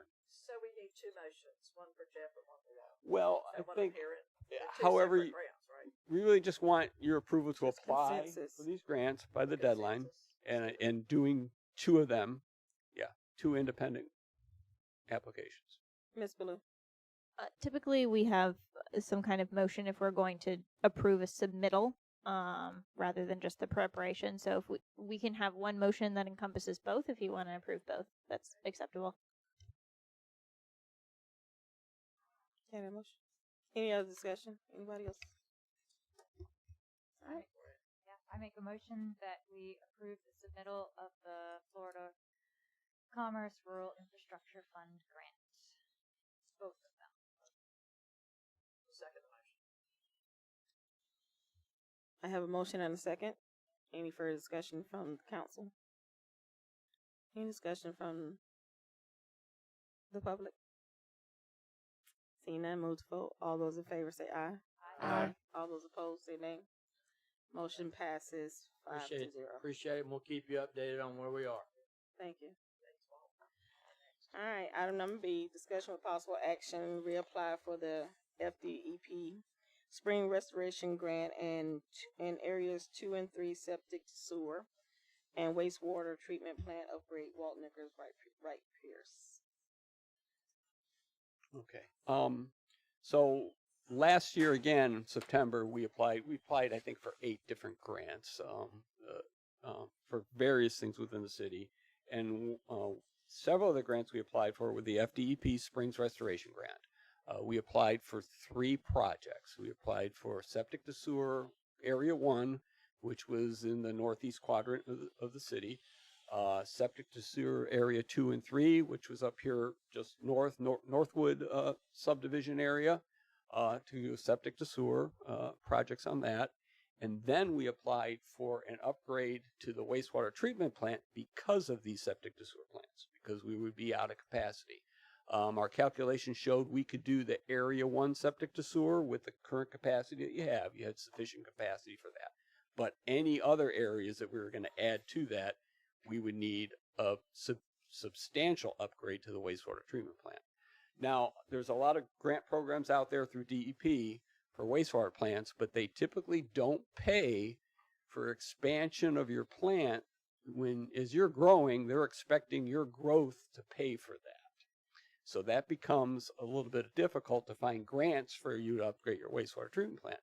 However, we are doing these septic to sewer grants because of what they call the BMAP, Basin Management Action Plan, that Williston is under, Levy County's under. You're all part of the Rainbow Springs BMAP. And that BMAP mandates all the communities within there to have certain amounts of nitrogen reduction that goes into the groundwater, the aquifers. And City of Williston, you have a mandate by 2028 that you need to be reducing 5,579 pounds a year that currently goes into the aquifer, and then that number increases more in 2033 and 2038. That's why we applied for the Area 1 septic to sewer. That's probably the best way for you to meet these goals. And we told that to DP. That's why you did get the grant for the Area 1 to design the septic to sewer, because we have to meet these numbers. That's the best way to do it. We want to reapply now for areas 2 and 3 and ask for the wastewater treatment plant again. So we're just going to continue to ask. We got the first one of the 3. Let's ask again. And it's really, you need to show that you're trying to find and trying to meet your mandate numbers. And it's a good opportunity. I think you have a good chance. Whether we'll get 2 back-to-backs or we have to wait a year, it might be, but we do need to apply. So we're recommending that we reapply what we did. With the request, the area 2 and 3 was a little bit of a bigger ask for the planning dollars. Give us the opportunity to maybe tweak that and maybe ask for just a little bit less if that's going to improve our chances. But I think we should pretty much submit what we did last time for more septic to sewer. And then also submit, we have to ask for the wastewater treatment plant upgrades too, that go hand in hand with all this. So we do want to do that. It's going to increase our capacity. So that is one request we'd like you to do. We want to submit areas 2 and 3 and the wastewater treatment plant. There's been third project that we're recommending that we consider is there's been discussions internally with staff for over a year now as we looked at the BMAP. But I don't think it's been officially presented to council in any way. But Levy County has similar, they're in the BMAP program. They have to meet these same types of requirements for nitrogen reduction. They have a very difficult time in doing that because they don't have wastewater treatment plants. They don't have utilities. And so that's going to be really hard to do that. But we've looked at, the Highlands area, Williston Highlands, that is out of the city. If Levy County could do a septic to sewer program out there, they could be a big chunk to meeting their BMAP goals and mandates and requirements. The city could provide the sanitary sewer service to that. It's logical. It makes sense. I've had off discussions back when Sue was here and staff about it. They were in favor of looking into this. I've had discussions with Levy County, Mary Ellen, about this. Unofficial, just, hey, these are ideas of something we can help. Mary Ellen's going to bring it to the Board of Commissioners to talk about this, about doing some type of joint agreement and joint application with the city of Williston. And I want to present that to you, that I highly recommend that you have these discussions with Levy County. The benefit to Levy County is they get their BMAP requirements. The benefit to Williston is you pick up users and revenue for your sanitary sewer system. And because you're working on a regional project, you could do a joint application for septic to sewer and the increases that we need to the treatment system, to the conveyance system to get the sewage to your treatment plant, applying for a joint application and grant for this. So we really highly recommend that. Now, this grant program, the deadline for this is September 1st, so we have some time. The Highlands project, this is more of a long-range strategic type thing. If you don't apply for it this year, because there's a lot of moving parts here and agreements you need to do, it might be too early to do that, but I think you need to start this discussion and investigate it. And then next year, definitely you'd be in position. I mean, it'd still be possible to do it this year, but you've got to work with Levy County. They've got to talk about it and agree. You have to talk about it and agree. There's a lot of discussions that need to happen. But we want to kind of help you facilitate this, and I think we can do that. I think it would be good for Williston. It would be good for Levy County. Of course, there's always pros and cons with all that, but we need to investigate all that. So that's a third project. If it's possible, I'm not asking that we submit now, but I'm asking for you to have the discussions with Levy County, and whether you appoint a certain person to do that or you have staff do that. I don't really know how you would want to do that. Wright Pierce can assist. We know your system. We know your utilities. We can assist in those discussions with you, when you need us to do. But we really just want to advise you that this is something, it would benefit both parties to do that. And I think it might be beneficial. Mr. Mayor.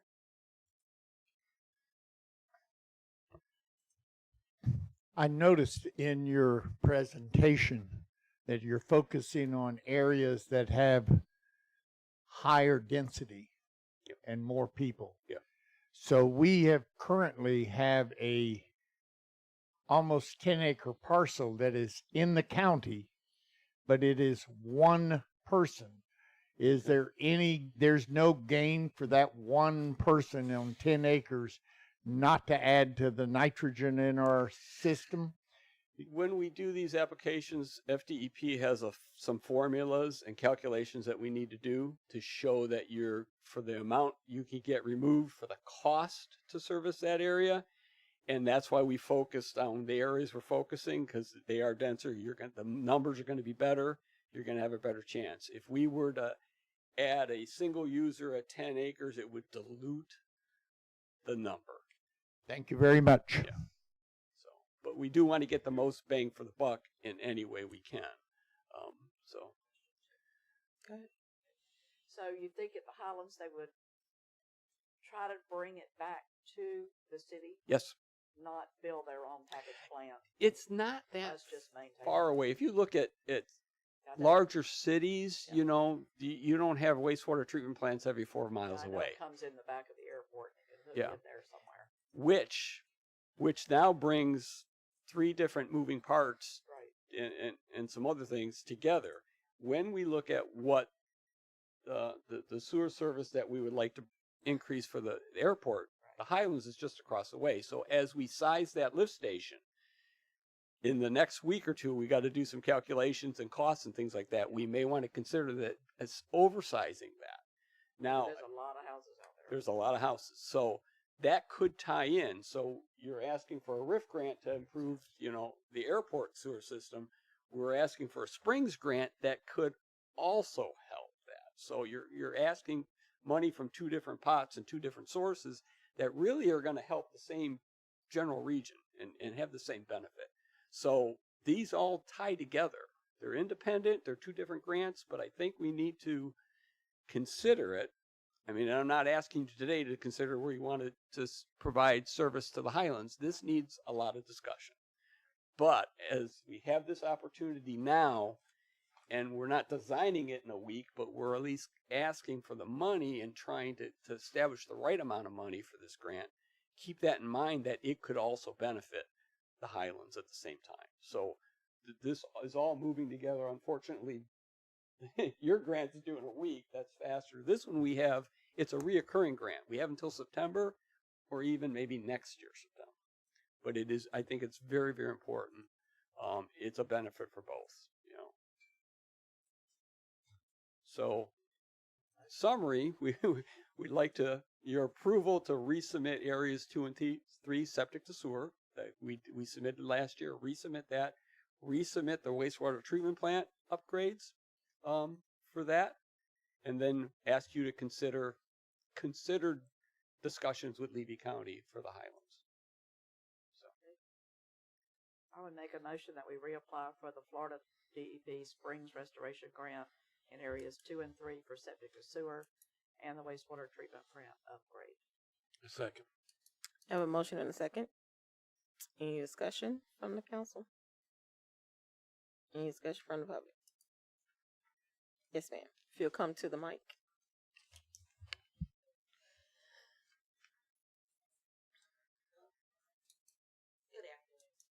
Hi. My name is Sharon Love. And I was concerned about how far out is the sewer. It's going to go out in the northeast section. Mr. Walt, you want to answer that? Did you heard the question? So you did the area. So it's basically from 9th Street. You have the 9th Street lift station. Those areas from the railroad tracks to 9th Street, those are sewered, are there now. But from east of 9th Street, so 10th, west to your city limit, east to your city limits, that area, and then north to the city limits is in the septic to sewer area. So that right now is all on septic systems there. So we would be designing and constructing all new sanitary sewers. The 9th Street lift station has already been oversized. The wet well, we're supposed to be going to hopefully bid on that one very, very soon. But that's already been sized in anticipation of sewering that whole area. It would need new pumps and things like that, but the wet well itself is already sized for expansion on that. And we are also looking, there's been some discussions immediately north outside the city limits about possible development. We would want to make sure that we're sizing things accordingly for that. But the new sewers are basically from, I believe 10th Street east, yeah, and then all the way north. Within the city limits. I have one more question. It has nothing to do with this. It's about Cornelius Park and the softball fields. So you have to wait to public participation for that one. Thank you, Ann. Okay. All right. So we have a motion and a second. Move to vote. All those in favor say aye. Aye. Aye. All those opposed say nay. Motion passes 5-0. Thank you. Thank you. Hi. The last thing was if we are interested in pursuing the Highland Septic to Sewer partnership. That was part of the motion, but I guess Walt just needs direction from us. Did I understand that correctly? Thought he said he wanted us to think about it. Oh, okay. Mr. Walt, did you want us to give you an answer tonight about the last part? The Highlands portion? With the Highland, or you, because I know you just said advise- September, just Yeah, think about it. advising you to have the discussions to start it. Mary Ellen mentioned she's presenting it to the Board of County Commissioners. They may say absolutely not, we're not even interested. But I think having the discussion, whether you appoint somebody or you make, whether it be staff or a member of council, works with Levy County. We're advising you about it right now. Okay. If it's possible to submit a grant before September, then we'll have this discussion Again. before that, whether Okay. we want to do that or not. Right. It might be optimistic, but it could happen. So. Okay, thank you. Yep. All right, item number C, discussion with possible action. Budget calendar fiscal year 2027, Financial Director Stephen Bloom. Is Stephen on the line? You got him? Yeah, I got him on the line. He can't get on the system, so I told him I would have him speak through the microphone. Stephen, you there? Yes, I am. Good afternoon. I have a very quick agenda item here. As you know, we are starting budget season, and I have put together a preliminary calendar for you with all of the key dates, including the first budget workshop, a couple other, just kind of tentative dates in there for some other workshops, as well as, if you notice, the 2 September highlighted items in yellow are your first and second public hearing. Just as a reminder, you cannot have a public hearing on the same date as the county or the school board. That's why you'll notice that I have noted their dates as well on this calendar. And again, the first key one is the 27th. That's when you'll get your first workshop. And really after that, you can, kind of adjust your workshops based on what you'd like to see. But I always like to put together kind of the preliminary roadmap so you can kind of see all the key dates. We also will be sprinkling in there your assessment hearing dates as well, which, you have a different party that handles that, but that's also going to be an important part of the process. But again, I just wanted to roll this out here and kind of get some feedback and go from there. Thank you.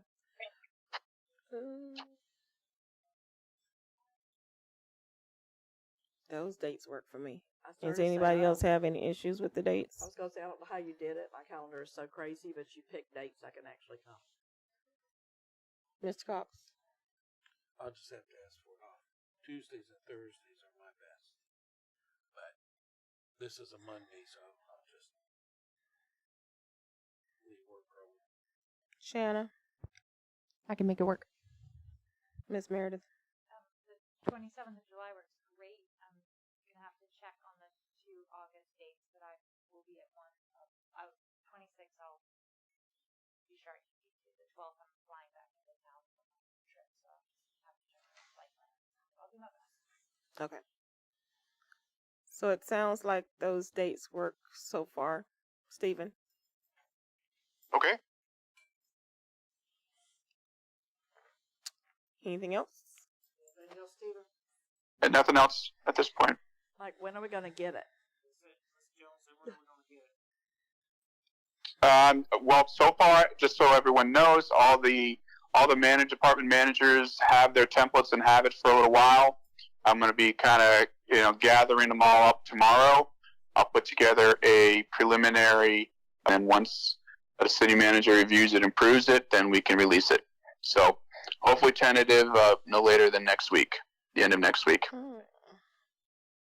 Awesome. Thank you. Any other questions?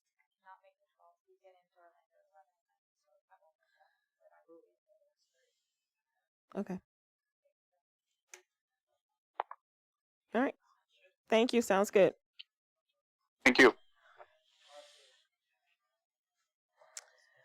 All right. Item number D, Resolution 2026-40, a resolution of the City Council of the City of Williston, Florida, approving the 2027 interlocal municipal election agreement renewal between the City of Williston and the Levy County Supervisor of Election, authorizing the appropriate parties to sign documents required to execute such agreements on behalf of the city of Williston and providing an effective date, and discussion with possible action on runoff dates for 2027 Levy County Supervisor of Elections, Ms. Tammy Jones.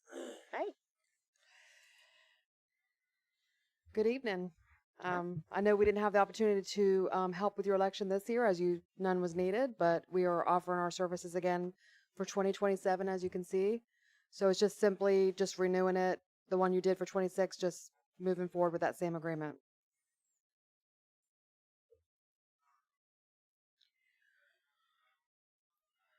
Except for these date changes. What's that? Are the date changes?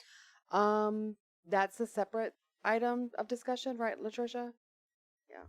Okay. Not listed separately. The resolution itself doesn't change It's the just the dates. memorandum. It's just the agreement for the interlocal, and then also part of the agenda item, but not the resolution, is a discussion regarding the dates. Okay. I move approval of resolution 2026-40. Second. I have a motion and a second. Any further discussion? Any discussion from the public? Seeing none, I move to vote. All those in favor say aye. Aye. All those opposed say nay. Motion passes 5-0. So now we'll discuss the possible dates for runoff. Okay. Yes, I'm proposing a revision to the Williston runoff date. It isn't often a city has a runoff. However, if a runoff was to be held, after beginning to do the city elections, I realized the time frame is not doable. So, in our in the ordinance number 2025-7-756, which was changed in the election, code section 20-8, absentee ballots. The city clerk or the Levy County Supervisor elections, at the request of the city clerk, will be responsible for administering the absentee voting process as set forth in Florida Statutes 101.62. So if you scroll down all the way to the last page, you'll kind of see I did a little timeline that shows what it would look like if we had a May 25th election next year instead of a May 4th runoff election. If you go down a little bit more, like to the last page, if possible. I think it's page 6. One more. I think it's page 16. At least that's where So I you am. can see if the election is April 6th, we have to mail ballots out 45 days before an election for military and civilian overseas voters. So we're still cutting it close, giving us that 7-week time frame. So I started realizing this after I started doing the elections. You know, we agreed to do the general election, but what if more than 2 people run? The charter states there needs to be a runoff. So we actually almost had a runoff in English where they had, if they have a tie vote, their charter says we have an election in 2 weeks. And I was like, there is no way we can do an election in 2 weeks. So I started looking at all the cities, and I was like, none of these are doable, to be honest. I mean, back in the day when these runoffs were declared, and the cities made these decisions, some of these statutes weren't as specific, the deadlines to mail ballots and all that. So really for our office to turn around an election, we need that 7 weeks to get ballot printing, you know, the equipment ready, the poll worker training again. So all the things that are needed. And this is really just probably not going to happen where you have a runoff very much. I mean, it's hard enough to get people to want to run to have an election, let alone have more than 2 people run in 1 seat. It's the only time this is going to occur. So the only thing that would need to be done, if you look at section of the law 100.3605 paren 2, and maybe the city attorney can address this. I believe it can be changed through ordinance, and the reason why is if you look at paragraph 2, I think it's on page, up 1 page, up, it'll be on page 2 of my stuff, but I'm not sure what page. So if you go up to page 13 of, you're on 15 now, just go down a little bit to the next page. Up a little bit, you see where it says relevant relevant statutory reference. So statute 100.3605 says, and I have it highlighted in yellow, a municipality may by ordinance change qualifying and election dates provided the transition of office is addressed and the changes do not conflict with the Florida election code. So I'm not an attorney, but I think we can change the runoff election date because it doesn't specify what election date it's considering there, just so we can comply with Florida statutes 101.62, which is the vote by mail statute. And I know you're probably concerned, like, oh my goodness, we're going to drag this thing out longer and it's going to take longer for people to take office. So right now it says the mayor and the council shall assume office the second Tuesday in May. We could add to that and say, keep that there. But if the election for mayor or any council seat results in a runoff, or if the elected individual is unable to be sworn in at the time specified, he or she shall take the oath of office and commence his or her duties at the next regular council meeting after becoming eligible and able to do so. So for the people that are elected in the general election on April 6th, they would still take office the second Tuesday of May like you do now. The only seats that would be affected, which is rare, would be anybody that would go to a runoff. So they would take their seat would be delayed a little bit to take office. Yes.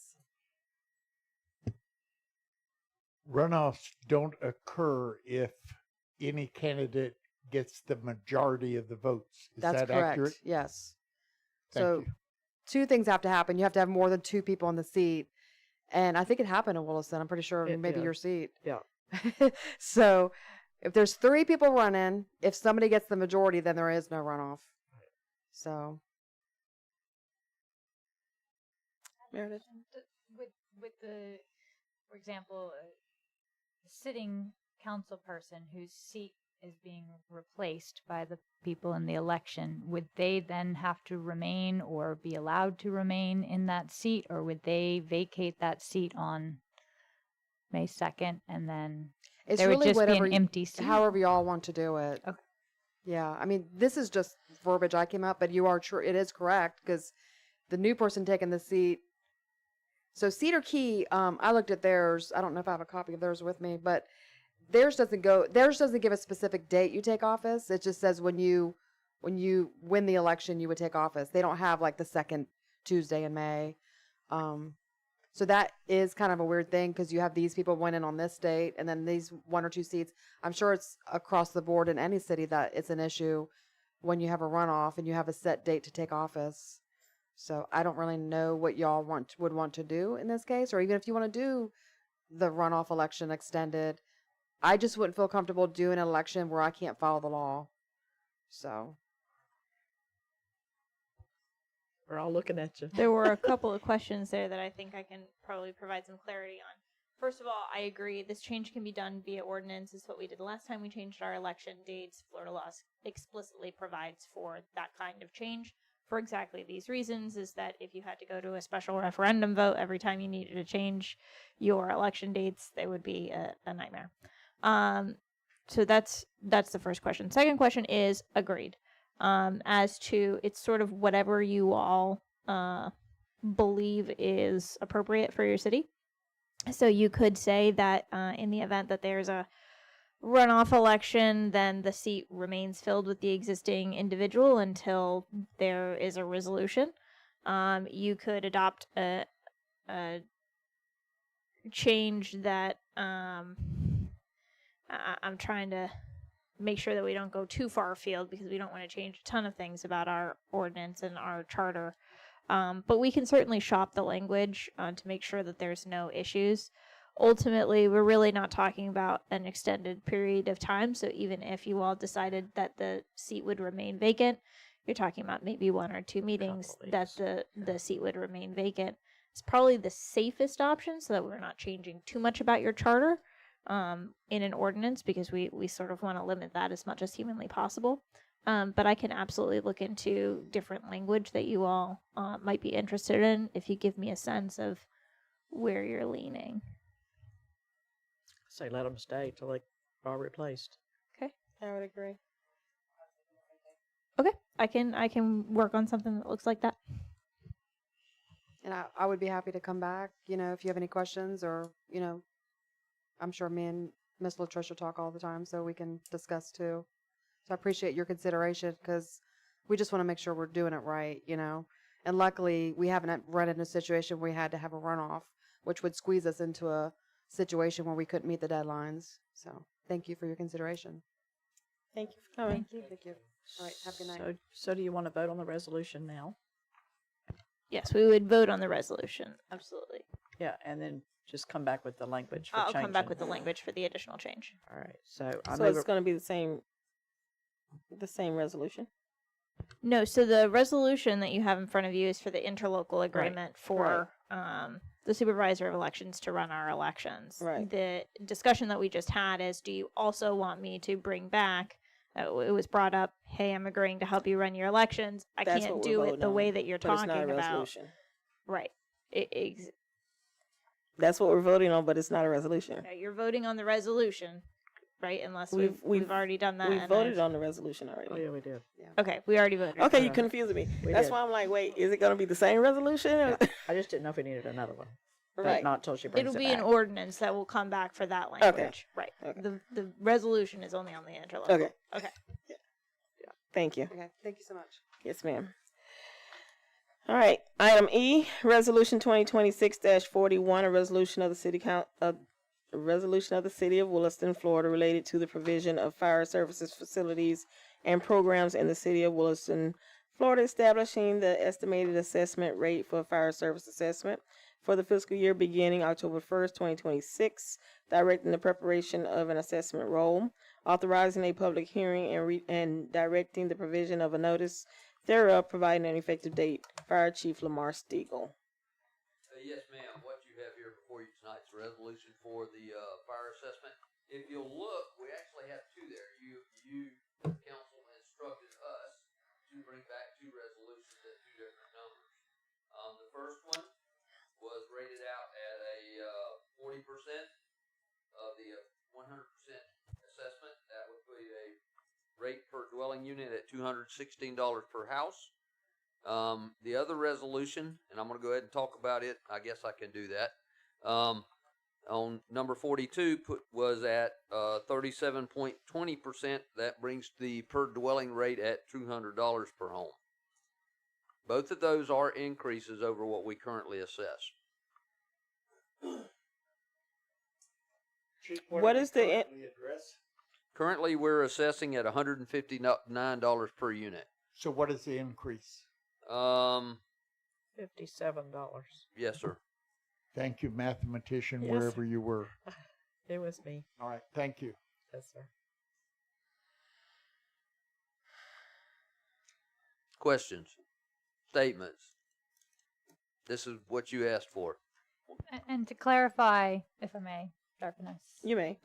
To clarify, this is the top end of what we would actually charge as a tax. That is correct. If we decided to adopt $216, as we go through the budget process and we decided to reduce that, we can. Thank you. That would be the top, that would be as high as we could go. That's not saying we're going to do that. That's just as high as we could go. And what was the ceiling that would break even per se? Was it 20? Was it 30? I'm sorry. Was it 30% that we talked about originally? That we were saying 37%. It was 37. Yes, Okay. ma'am. That's if everything went the direction we wanted it to go. I'm sorry. I'm sitting here. I'm halfway standing. My chair is steady going down here. Uh-oh. I've been fighting this chair the whole meeting. Uh-oh. Yeah, that's Swap with somebody. feel like I'm shrinking. Oh boy. Neither are you. Any questions for? Oh, Sorry. go ahead. I just wanted to clarify. So just to reiterate, you would only adopt either 41 Right. or 42. Correct.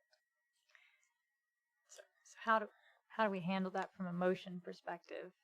Do we have to start with 41 that we don't adopt it? Choose one. Or we just choose? Yeah, I've Choose. never. Okay, Yeah, I I've would say never choose encountered the one this, that you want to adopt. If we choose the one that we want to adopt, then I would just have us do a motion to deny whatever other. If you decide that you don't want to do 41 because it comes first, a motion not to approve, and then we can move on to the next one. Discussion? I just had a question. Did we ever hear back from the decision on the county of what they're able to reimburse? I will have that information. I believe it is the 21st as what potential increase we're looking at.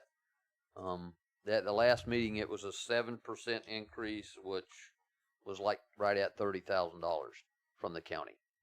Okay. Just to make sure that my understanding is correct, because I know that at the last meeting, it was discussed that I believe 70% of our calls are usually for the county. That is correct. So I wanted to make sure that the county was offering their due diligence of paying for a majority of those services, so we're not just having to explain to our residents, we're going to ask you to pay for services that are majority offered to the county. Just Correct. to make sure my understanding is correct. You're absolutely right. Okay. And the county in the last meeting, and I'm just giving you information. I think I've covered some of it already. Mm-hmm. County in the last meeting stated that they wanted to make sure that we could do it cheaper than they could, to give everybody a good deal. And I said I would love to take what it costs the county to run a fire call, because the county would then owe us $1.2 million. Exactly. And they, obviously they didn't want to discuss that very much longer. So, we went back to negotiating out. And every city, every municipality is currently in negotiations with the county. Okay. I will say that I was approached by the other cities and asked to represent them as a group.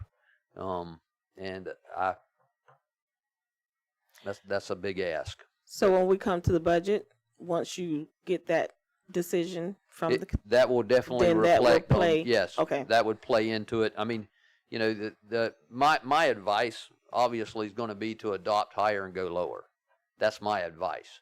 You guys do what you want to do. We're going to do our best to make whatever your decision is to make it work out. But in putting it into a safe perspective, we don't know where we're going to be in a year. And Ms. Church made a great comment about in the last meeting, and I know that she hates talking about raising money in any shape, form, or fashion, but she made a great comment. She said in the past, and like using utilities as an example, we kicked the can down the road for many years, and then we got hit with one giant increase, and we don't want to go back down that path again. So I appreciate that, because I wanted to make sure my understanding was correct, and I appreciate the clarification that the number that we're discussing now is the highest that will go, and then after we get the information back from the county and after we've had a chance to review the budget, we can figure out if we're going to be there or any of the lower areas. I believe that clarification needed to be not just for us, but also for the residents. They fully understand exactly what we're looking at. That is, you're 100% correct. Thank you. Can I get a motion on either resolution? Let's start with the one that we're not going to accept. Do we know which one that is yet? I mean, I can tell you where I stand. Make a motion, we'll see, I guess. Okay, well, I make a motion that we approve Resolution 2026-42. Am I doing this right? I have a motion. Do I have a second?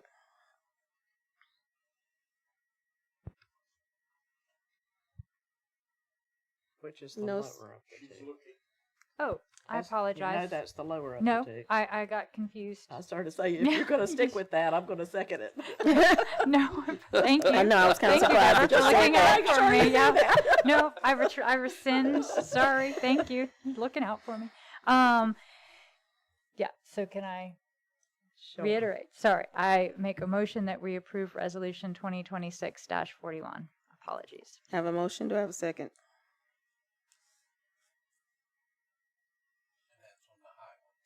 That's the highest one, yeah. I have a motion and a second. Any discussion from the council? Any discussion from the public?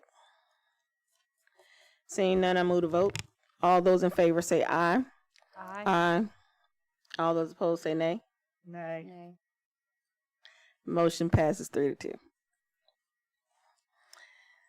Can I get a motion? Do a motion on resolution 2026-42? we can't adopt that one at this point because you already adopted the just other one, so table it, just move or we on. just But can we Yeah, just, move on. so we don't have to vote on it at Nope. all, even though it's nay? Okay. All right, so we will go with Resolution 2026-43. Resolution of the City Council of the City of Williston, Florida, authorizing the submission of an application of the Department of State small matching grant for historical preservation and providing an effective date. City Planner Laura Jones. Good evening, Council. Hi. Good morning. Yeah, not quite. Not quite. Feels like it. We've been here a little bit. It will, yeah. So we were talking earlier with Ms. Williams about the Department of State Division of Historical Resources grant that is due on July 10th.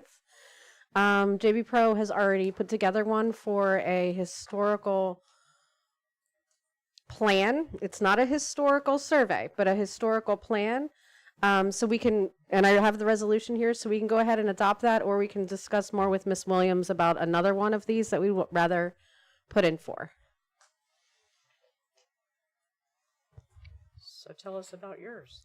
So this historical plan, this is where you will have an implementation plan for when you actually get your study done. You decide where your historical areas are, you decide what you're going to do with them, how you're going to implement that. We decided to skip the study because the CRA is very interested in funding the study next year if they have the money in their budget. This isn't going to come about until 2028, probably. So we figured we had a little bit of time for the CRA to go ahead and do a study. But this is independent from a study. You don't need to have this plan to have, you don't have to have a study to have this plan. So it is a small matching grant, but we're a ready community, so the match will be waived. It's a $50,000 grant.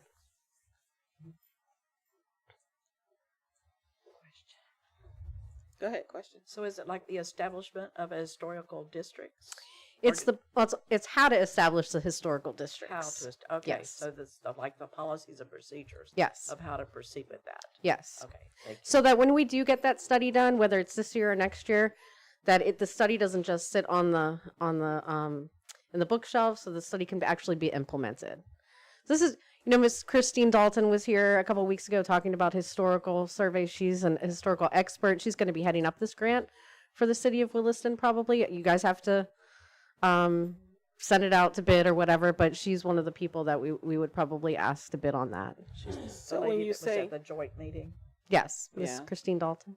So when you say historical district, it has to be in the same location, same general area? No. Related for the grant, or? No, this is just a plan for what we're going to do. So let's take a step back. So the city of Williston has directed us, council has directed us to start to preserve our historical resources, right? Buildings, places, people, whatever we have going on here. Well, we can't do that without a plan. We can't do it without a study. And then usually with the plan and the study, you'll have a district. And there can be multiple districts. The whole city could be a district. It could be a district of like industrial areas down where the peanuts are by the railroad tracks, and then the banks, how we have the banks here. It could be different kinds of districts. So that's what the plan's going to work on, how to implement the study and then the districts, and then what you're going to do with that information. And like I said, this isn't probably going to come about till about 2027, because by the time you put it in, then they award it, then they have their budget next year to see if they fund it. So then we'll probably see it sometime next year around the end of budget season, fall of 2027, and then you'll see it in 2028. Any other questions? But there are other opportunities. I don't want Miss Williams' opportunities to go, because she was discussing other opportunities for the same grant. So you want to come up and talk? Because we're all here for the good of the city. So I haven't talked to them about it. She's already done like a ton of work on this, and I think it's important that we just move forward with what you've done already. Okay. And the plan is always important to go ahead and implement, because when we're applying for the $1 million grants, they don't want to know that we just pull something out of the hat. They want to know that we had a plan, and we had, because they see people come back without a plan, needing phase 1 money, phase 2 money, phase 3 money, because there was no plan. So I think it's important that we do take this step. Moving forward, of course, I'm here to support any of the other historical projects that we have, but I think this is very important that we move forward with this. And like you said, there's no match, and it's only going to benefit us in the future. They've already done the comprehensive plan and everything for the Well, we're still working on the comp plan. That'll be done at the end of. So all this kind of goes together. Yeah. Can I just ask Ms. Williams, when we spoke about the historical grant, didn't you say there was 2? This is one of the 2. They have Okay. the special category grant that you can ask for up to $1 million for that does have a match. It's very confusing to name it because the small matching doesn't have a match, but they call it small matching. The special category is the larger one where you get that construction done and everything, engineering, construction, all of that. So if Ms. Williams and I work together, we could probably get you there. This is sort of like what Walt was talking about earlier. These are all different steps to get you somewhere. If we went after the $1 million grant, we may or may not win it because we don't have a plan. You know, we don't know. I mean, we could tell them something, but would we really get there? But this way we get the plan, we get the survey, we get the districts, then we go after the individual projects. And I would say, but the other one that we were thinking about, it actually had to do with the gym at the old vocational school, at Williston Vocational School, because the new owners expressed interest in preserving that and the historical character of it, because we told them that it was historical and that it was important to the community. So that's why we brought it up to Ms. Williams to begin with. Yeah, but we because haven't these are actually due, like on talked Friday, with them. we won't be able to do it for this cycle, but Right. it does give us a lot of time to work with them. It does. Work with the attorney, figure out what kind of local type agreements we might need, because this is city funding going to private business. So Well, there's some my things that I'm thought sure too was that have they to could say. pay the match. Right. That So, if we got the grant, they could pay the match. I That agree. that was our So thought when we discussed it we earlier. have to give them some time to maybe think about Exactly. $250,000. So Yes, ma'am. Within the year, they should be able to say, yeah, Yeah. we got it, or we need help.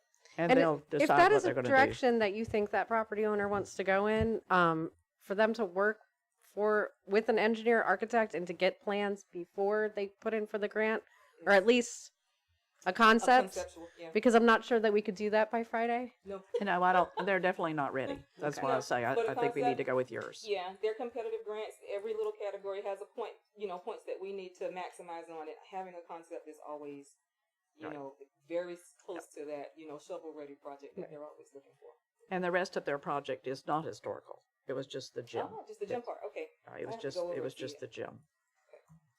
Because that's where the history is. So if it pleases the council, we're ready to submit the small matching grant for historical preservation plan, which will be, I want to get it in tomorrow if I could get it signed tonight, because I don't like waiting till the last minute with these computer programs. I get really nervous because they don't always work at the last minute.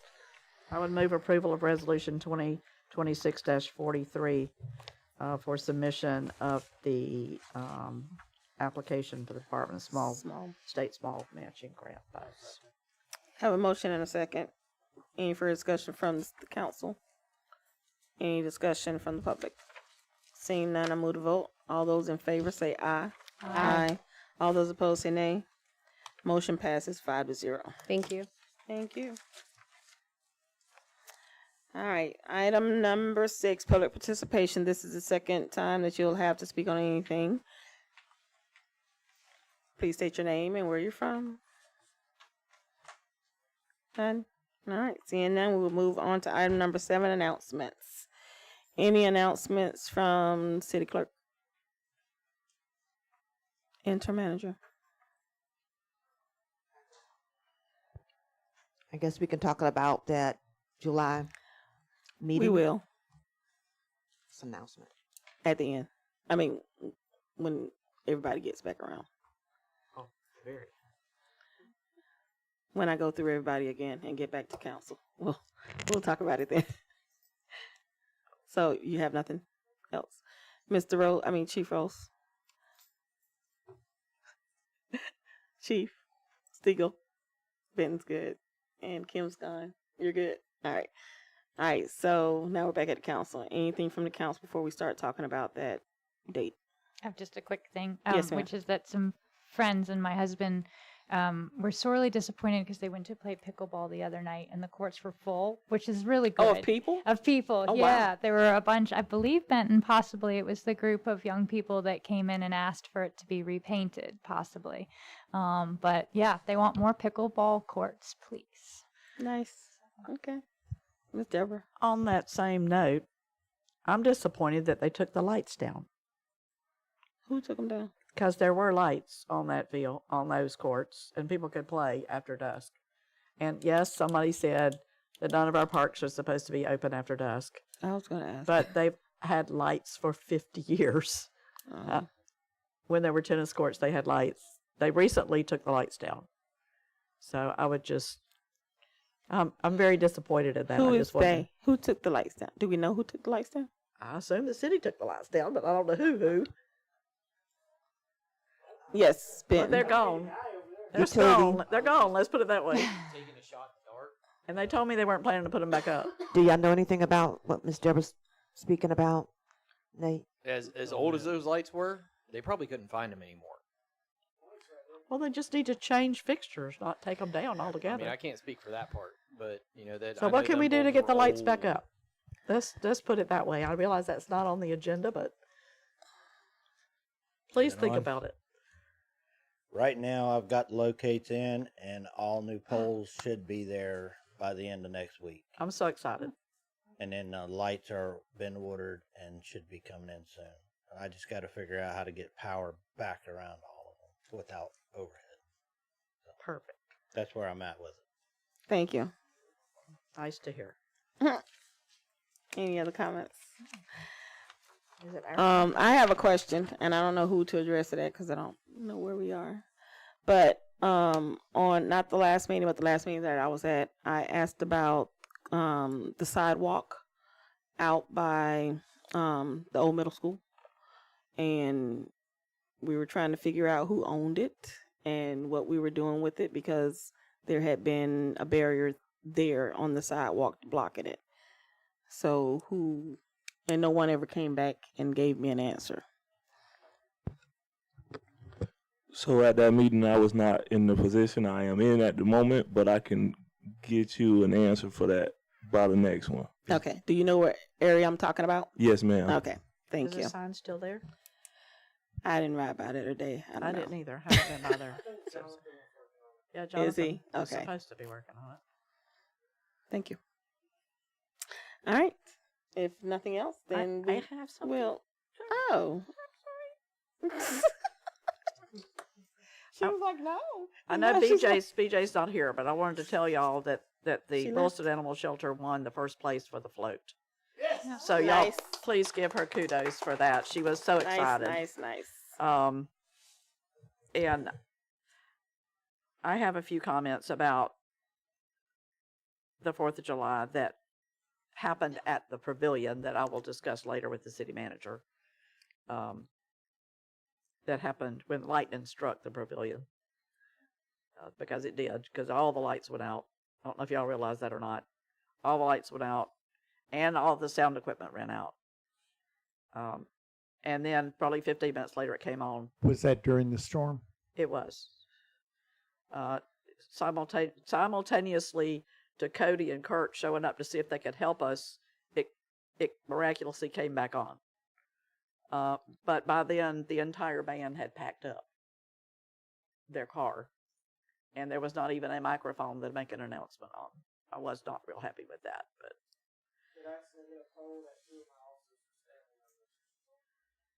well, it struck that pavilion, I have no doubt. It scared me to death, I can tell you.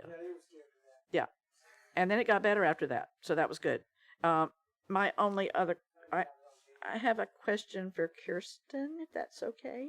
Sure. Can you help me with the update on the Block 12 Peso properties?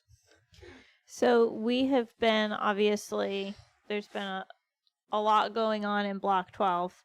Part of what we have discovered is that through the process with Block 12, it came to our attention that we might want to do an updated title search on those peso properties before we start our foreclosure, just to make sure that there are no outstanding liens or fines or mortgages or anything like that.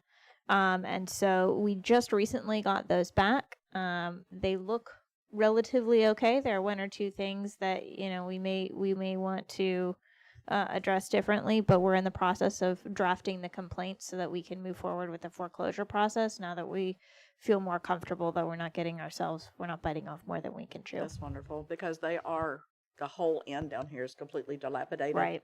And I would just say that the people that I know of that I've been talking to that were from the hospitals, the only reason I was talking to them originally, that were interested in those properties are no longer interested because of the shape they're in. So that's why I would like to proceed with that as soon as we can. Yeah, there have been some discussions, obviously, throughout the period of time that these have been in code enforcement that a developer may be interested. If that's the case, it certainly is cheaper for the city and faster for the city if Mr. Peso and a developer work together and then the property gets cleaned up. Unfortunately, that hasn't happened. A couple of things have fallen through. So we're moving forward with the foreclosure process now that we have those updated title this searches. particular developer I was talking to was working with Mr. Peso. He was not coming to us to see if he could get it from us, but he was working with Mr. Peso and has decided that it's not going to work out. So I'd like to move forward with it because it's just getting worse by the minute. All right, that's all I have. Thank you. Thank you. Anyone else? Mr. Mayor? No? All right, so now we will revert back to the dates for the special session. Are there any dates of next week that anybody's available? Wait, are there any dates of this? Next Tuesday. Next Tuesday is not good for me. Not good for you. What about Friday? This Friday. This Friday. Friday works. Is anybody available this Friday? I have to see. Friday works for me. Tuesday's the only day I'm not available. Okay. Friday the 10th. Friday the 10th, this Friday. I'll just flag that I will be in a municipal attorneys conference, but feel free to have the meeting and I can be available via phone if you all need anything. Okay. Thank you. So what would be an alternate date? When will you be back? What time on Friday? I'd rather not do it on a Friday if we don't have to. Well, I'm usually off on Fridays, so I try to get days I'm off. But what other? We'll be gone Wednesday, Thursday, Friday, and then we'll be back starting next week. So who said they weren't available on Monday? You're not Monday. So And what you're about not Wednesday? Tuesday. I'm not Tuesday either. Monday works for Can me, you do just Monday? Tuesday doesn't. Monday works for you. Somebody said Monday didn't. I don't think anybody said. No, not that I heard. Mondays Are not good for Mike. not good. So Wednesday? Why not try to keep it on a Tuesday? Wednesday's good with me. Because I'm not available and she's not available. Can I jump in and ask if we have a little flexibility on time? Would that make a difference for people later? Would definitely Later would be better. much better. I would be a lot more available if we could not be at 6 and we could be at What time you get off, Mike? 7. 7. So if we did 7:15. How about I can 7:30? be here at 7. I just Have- check out. Microphones, please. Are you talking about Tuesday? Are you talking about Tuesday? What day are you Monday. talking about? Oh, Monday. for Mike. Okay. But Monday, also- what date? The 13th. Thank you. But I also, it could be much more available other nights if it was later. So I have more availability. Does the anybody later know nights. if Monday is CRA night? Yes, it is. I think it is. It's Yeah. at 5:30. And we could just meet in a different room. Or they could meet in a different room. But they'll be done if we're doing it at 7. Yeah. If yeah. you started at 7, Okay. typically your CRA Okay. meetings would not go that long. That's good. You're going to be here anyway for CRA. We'll be here That would be anyway. great. And just to clarify, this is a meeting that it's a requirement for us to have reasonable amount of time for the public to be aware, so that way they can attend. Correct? Yes. So they have almost. So the timing would definitely help. Later works usually better for the residents, so they don't have to also take time off from work. So I think that's a huge plus. As far as reasonable amount of time, I think us looking at Monday as of right now, later in the evening, probably fitting both of those requirements. I would agree.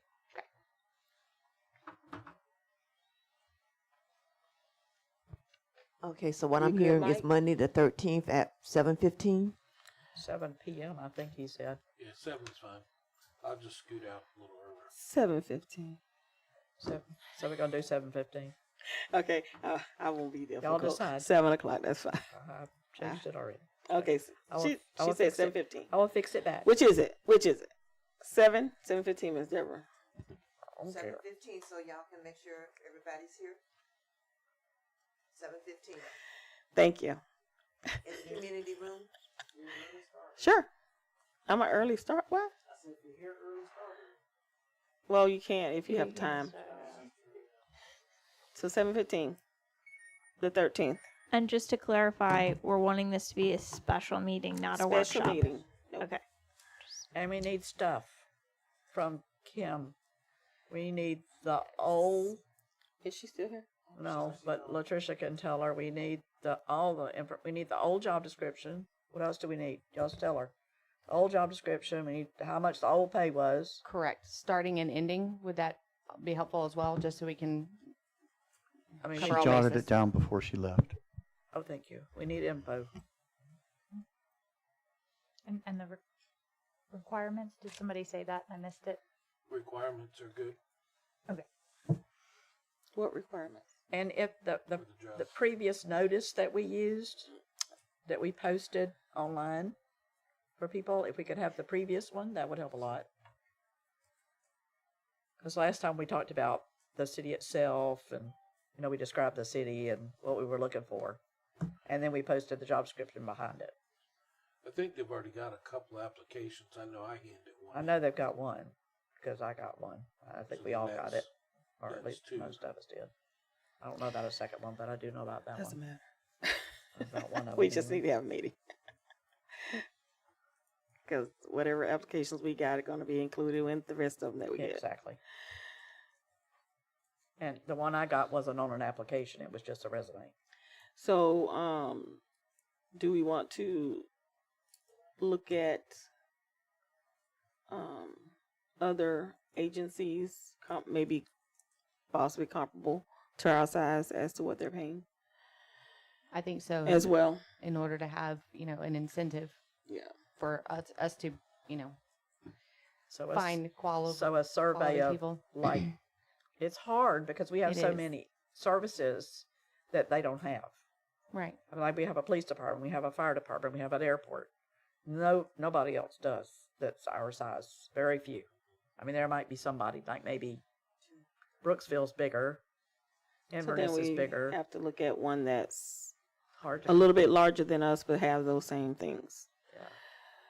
So we'll have to take that into consideration too, is we have more than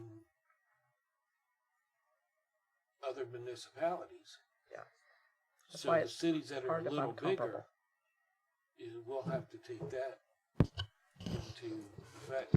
But I can tell you, watching Fox News out of Orlando, there's a lot of cities that are hurting on city managers finding them. In our area, there's a In our lot too. area. Palatka signed it was a 1-year agreement for somebody to be a temporary manager. Isn't it Lake City that's had like 2 or 3 just very recently? So we're not the So only just, one. Right. So just know that we're gonna discuss that, and then we're also going to discuss the other. Yeah, whatever you think of that you need, just let Latricia know. Maybe they'll dig it up for us for the meeting. And just remember, when you're looking at your cities, we're unique because the police and fire falls under the mayor, not under the city manager. Good point. Yeah, just the budget. Just for the city budget. manager. Yeah, That's it. very true.